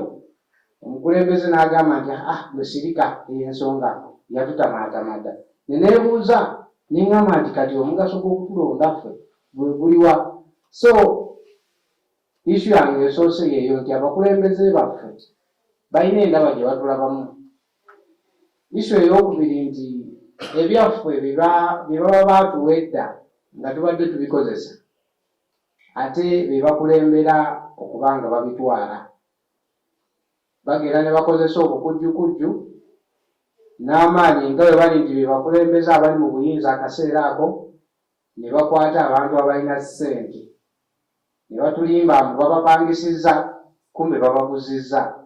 Kati ne tuba nga tufuna challenge eyo, tugenda okuddukirira eri abanamateeka nga bonna bonna baafuna enguzi nga bumanyi corruption bwe yatuuka, nga buli wamu baateekawo ki ssente, ne kituviirako ffe abamu okuba nga twetya okutuukirira abantu ab'obuvunaanyizibwa. Naye nga tusaba mutuyambeko mu nsonga ezimu, kuba ffe abalema b'e Mbale tuli bakozi, naye buli kukyengeera nga abamu bali bagoba ku street, ng'ate omulema y'omuntu eyeekolera n'aba ng'alya muntu oyo ye. Kyetugezaako okuggyawo, twagala at least buli mulema aleke kubeera ng'asabiriza, naye wabeera nga alina gaali kwekwasaako, gwe omukulembeze n'oyimirira mu kanso n'oyisa ekiteeso ekigamba nti buli abali ku street bonna bakole ki, babagobeko ng'ate tolinawo bateese bwe bagenda kusinziira kukola mirimu. Bwe tulabira ddala nga obwenkanya buba tebuliiwo, kuba omulema tosobola kugenda n'omuwa emmere buli lunaku.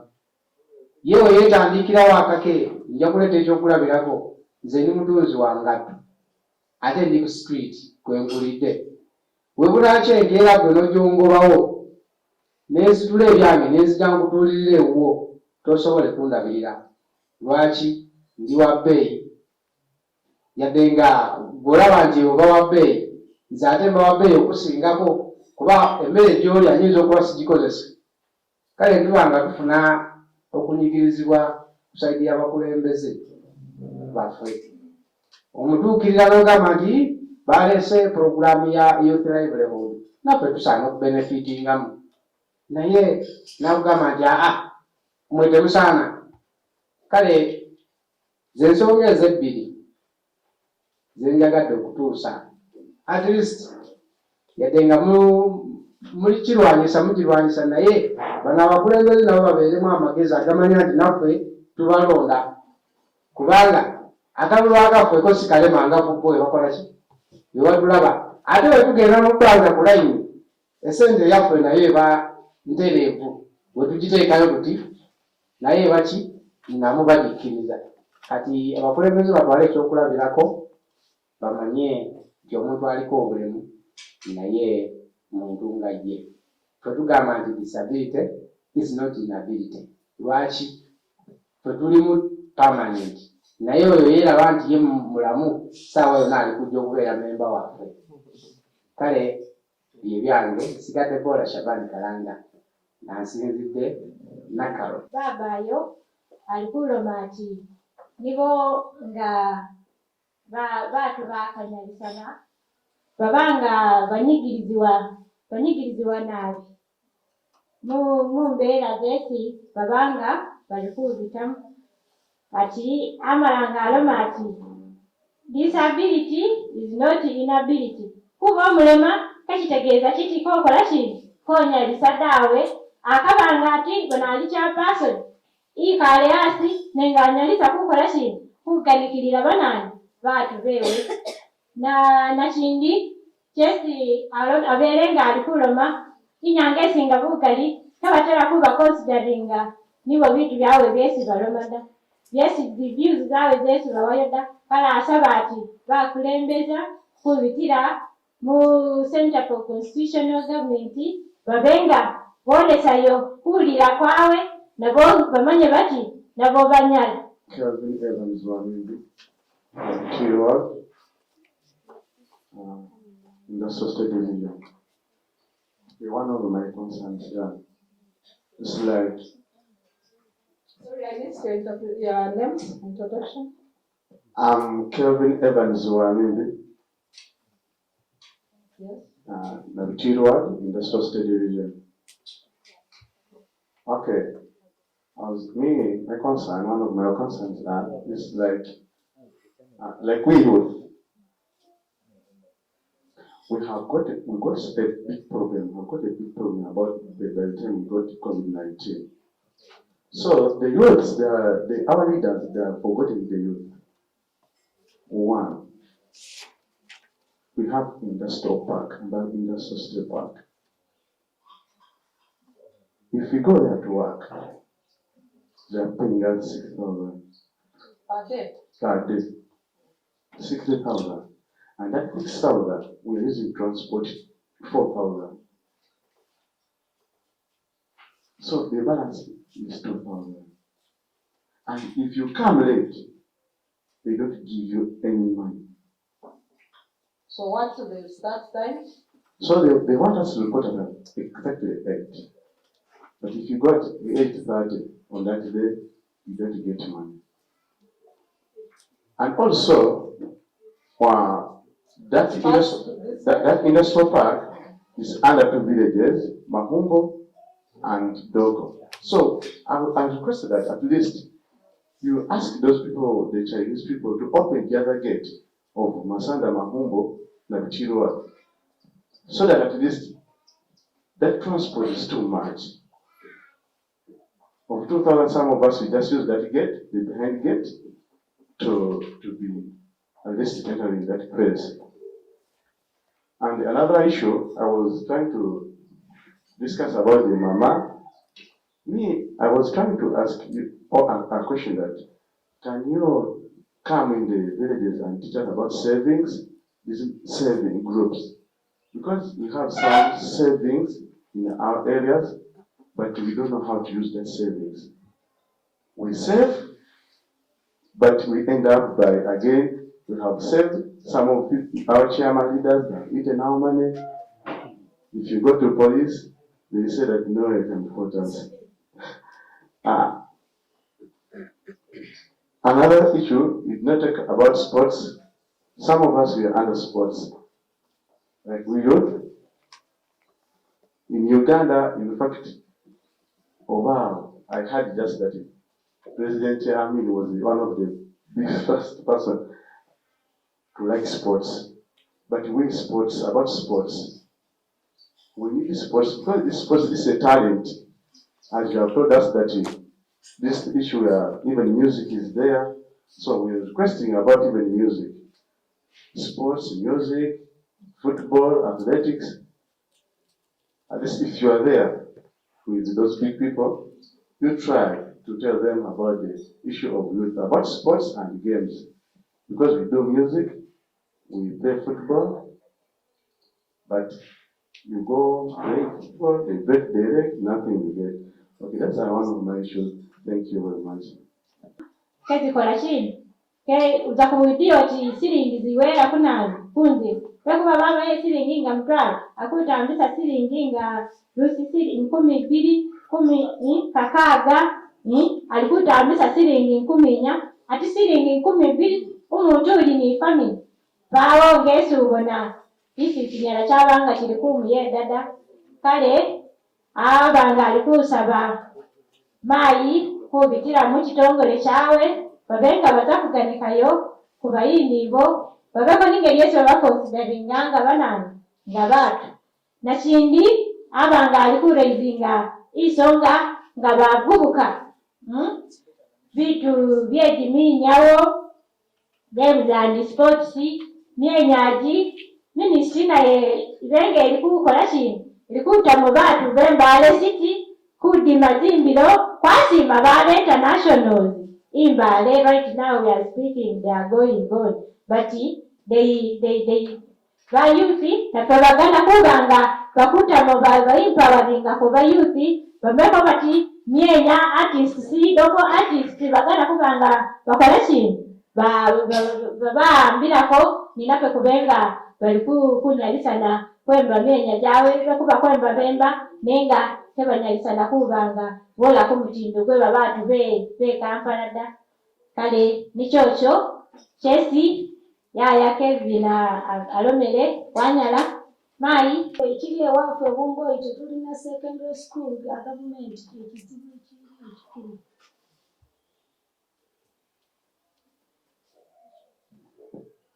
wanyala secondary school ikiri an issue. They still have a problem with secondary school at their place. They don't have. They have only one secondary school. Which division is this? Industrial division. Bumboi Ward.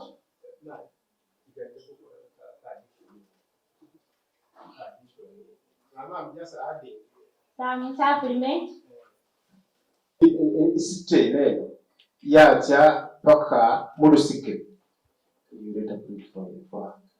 yatya paka mulusike ngagiyoyo ninga babana kugenda okwama mulusike ngesi mubona lusike lwagama okwetana omutawuni iri problem gira mali yali ikoloma ibumboyo nga niyo ate ipali kisembawe ningaji babana if they are to access secondary education they have to move from up to town. Kigira bera ali kusaba if possible ba leadership yano ngesobola kali irole mwengaji yoyo kufuna secondary school ya government You requesting Center for Constitutional Government to reach the concerned authorities that if possible, for the good of our children who are dropping out of school and the long distance they are moving from there to come to the down here in the city, they may provide a government city school there. Thank you. Thank you very much. The remaining tables. Kamina nange wa Aisha Saka na Mbale Mbale nalo nga moya sindi kutanganya nikaho yambagana mubile DFF mu DFF ikuwambagana kwidwaliro bahuwa health center kibiri nenga buzi ubwolole bamayi kusala uri buzi bukali nabi ngabe bamwe bali bakusindika mumeini kusala mwidwaliro kufuna buzi bumu kukenda singugudo lwapa kukenda ngo oli kuspring ate bakwirire lusimbera lusitsimbera bakusindikira kiri tsimbi utakola lusoba nga nabana wadikire umuntu afira kuzira lero kusaba gavumenti kuyetaho ikongereko health center kubenga atuyeta kubanga kubakuleyi nilugudo lulufu ikukenda bulayi tawe kubonabona mukukenda. Isonga ya kabiri abana bakubuka abana bakana nibakubuka bayayukire nabi bali mumbera tsinda lita kubira ayukiye abana nibakana yabakunyenzaga basinde bakora bigurupu byenzaga kale kuli mumbera tse kimirembe ni abana basinde ate kuli mumbera tse abana bakana kuli bubi bakuwambire bonga gavumenti benge kufunirako buyeti bwa abana abo bwesi banyala bakola ki babayetera kubanga kuli mumbera tse kimirembe ni babana bali mumbera tsimbi bamayi birota ibali ninana ni buyeti bukalita barera tigurupu tsiri nenga tsiri tinana tsirimo kamanita kusinzira mumamba irinana iringalita birota banakola banenga nabangire nyaliso kubanga banga bakana angachi yero meya seresi Let me also attempt to give a translation. At least I picked the first part. She's called Madame Aisha Saka. Yes. And the first comment was on the challenges of referral systems and the movements. Yes. From health center 3 to Mbale referral hospital. Yes. The challenges that women, especially women and children face, and the absence of health center for, the way they are referred, the movements, and the challenges and struggles that people go through. But you can add on. So I'm thinking. Kama sinana aliona vindu saibu kwa memu ya kama lilokase kuli milidwaliro lili Mbale nepe kulibalingani muyanda Mbale nikabe sikezi kujira kodi okuche Mbale kale sikali kumwita yange bole apire kabushura abantu balala kusika kufusa bamayi kuli dalulu mukulembeze wekweresha lero ukutazido bozi burangisiyo wahuko nikingire kamezi kubenga kuberabula kuba nze changere kanga kwalwa kujani hutya alikuwa bakwalwa na kintu kibi ikuri kunyalo kwambuka kamezi kana kuyi ate musu cyakuri kugutsinda che kabiri bona gavumenti yeta basakuru yayeta bareme yayeta bamayi sese sawe indi yusita ate ndi musakuru ate gavumenti yetera haliye isaba mayi bido bozi no liko bose gavumenti na abantu bali akaze kimya kankanga kukola kwana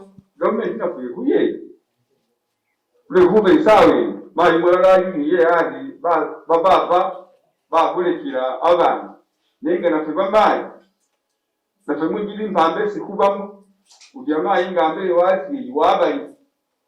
Bikuba ndini mpambe ina kumuyete service byewe byose natawe.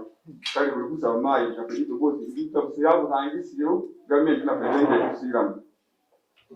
Ijange ndiye this ina ndabende swahili uwa memo yana. Anyala.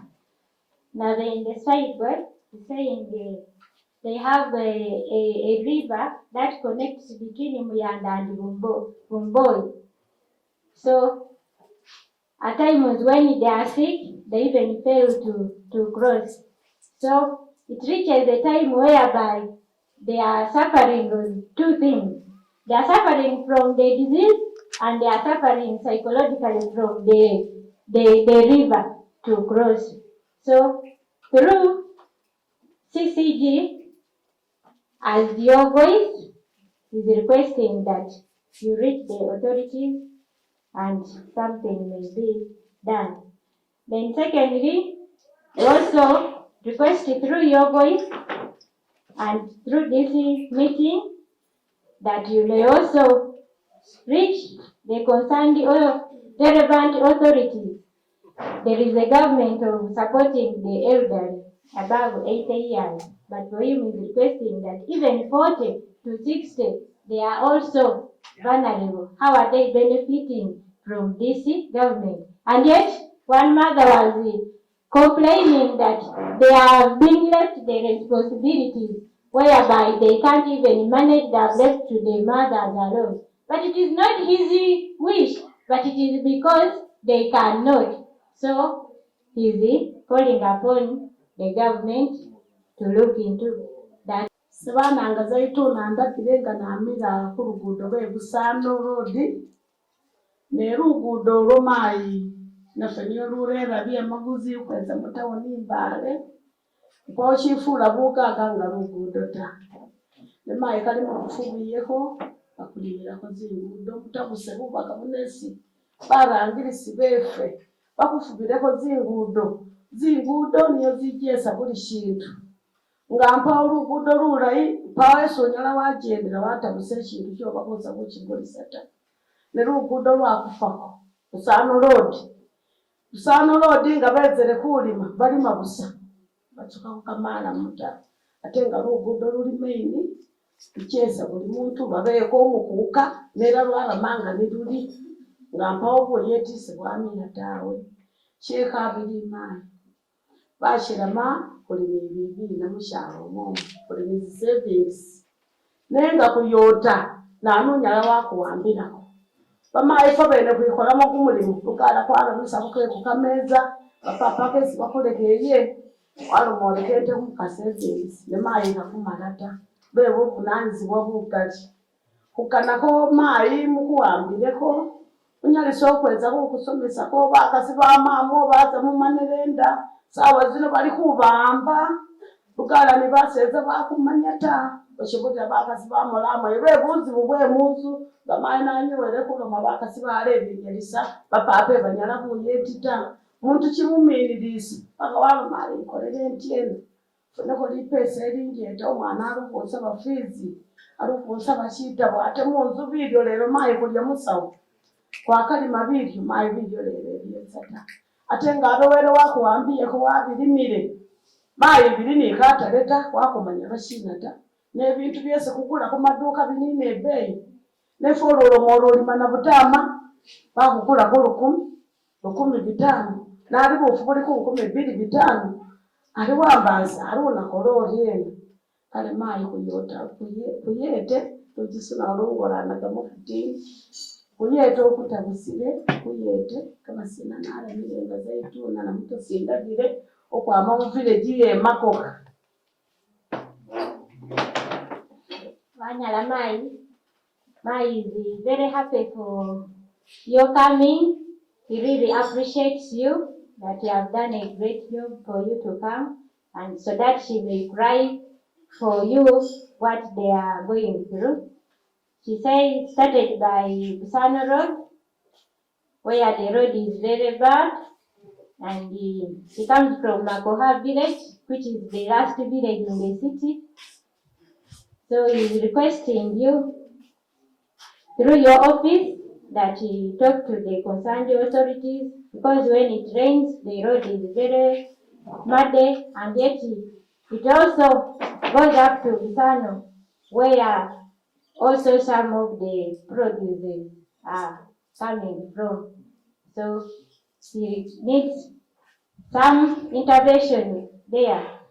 Then she was also talking about savings which has come and is requesting your office if there is need to visit their saving groups so that they can be educated on the bookkeeping and savings, because the women borrow from one group to another group, and they even end up being arrested, and sometimes they do these savings to earn a living because they are not doing well, and also maybe their husbands don't know what is going on.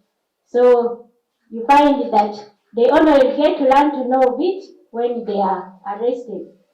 So it is really so challenging, and he said she will be grateful if you really meet her Friday. My name is Sarit Haida from Namatana Ward, Industrial State Division. Anti ndi musanyufu nnyo olw'omusomo gwe tuyisizaamu, era nsiima ennyo eri miitingi gye mwatuula ku luli nti ensonga ezisinza obungi olwedde mubadde mutadde n'obukiiko obuli kuzinoonyerezaako n'okuzikolako. Naye waliwo ensonga endala gye mbadde nsaba nti mwandibadde mutuyambako ne muteeka ate akakiiko akanoonyerezaako ku nsonga zino nga z'okuteekawo ebintu ebisobozesa abantu abaliko obulemu okuaccessinga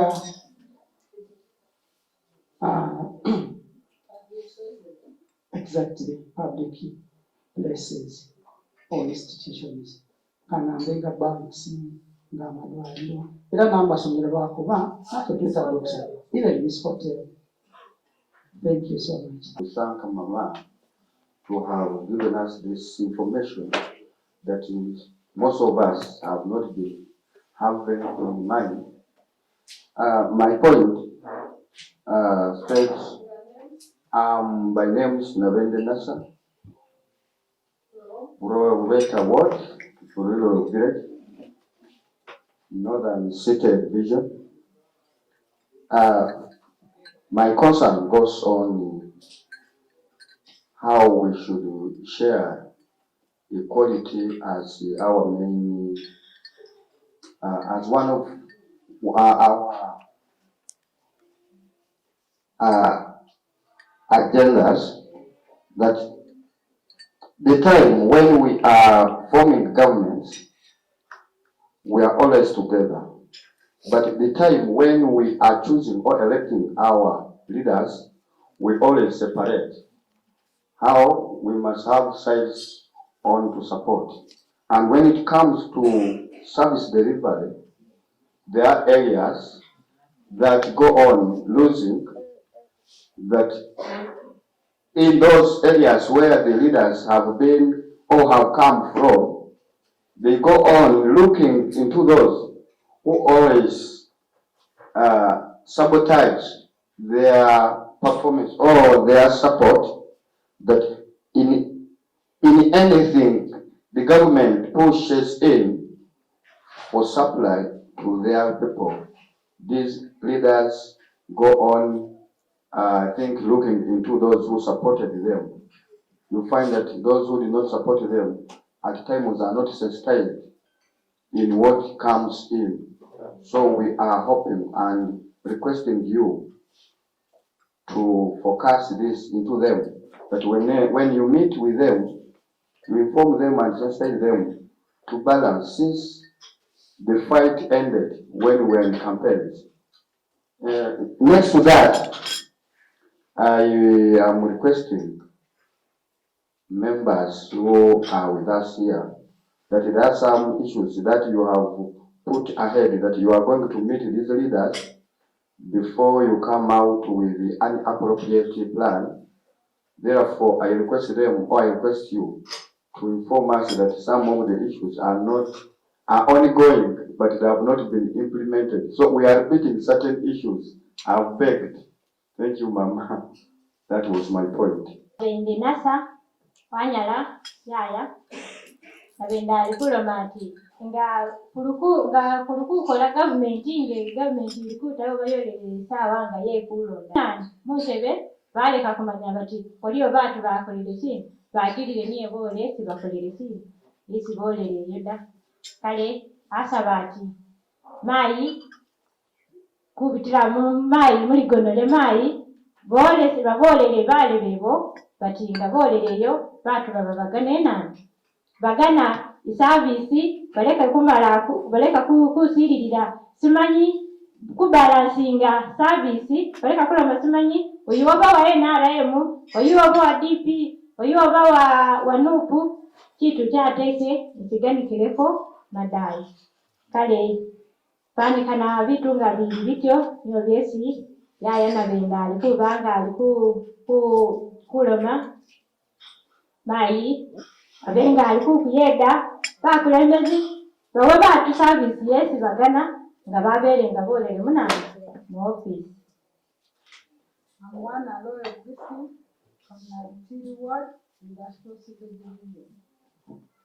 Mine is, what I know is the government always sits and budgets for every service that we Ugandans are supposed to get. The problem is the way that money is handled by our leaders. If at all you could go back and set up a team, when it is money for the roads, let it make it used. When it is money for school, let it make it used. Because in Uganda now we have UPE, we have SPE, is it secondary education free and primary. But as I talk, when you go to any government school in Mbale, you find some parents are paying almost even 100,000 units. So it is only the government to add on more effort and make follow-up of their money, then our country will be in extension.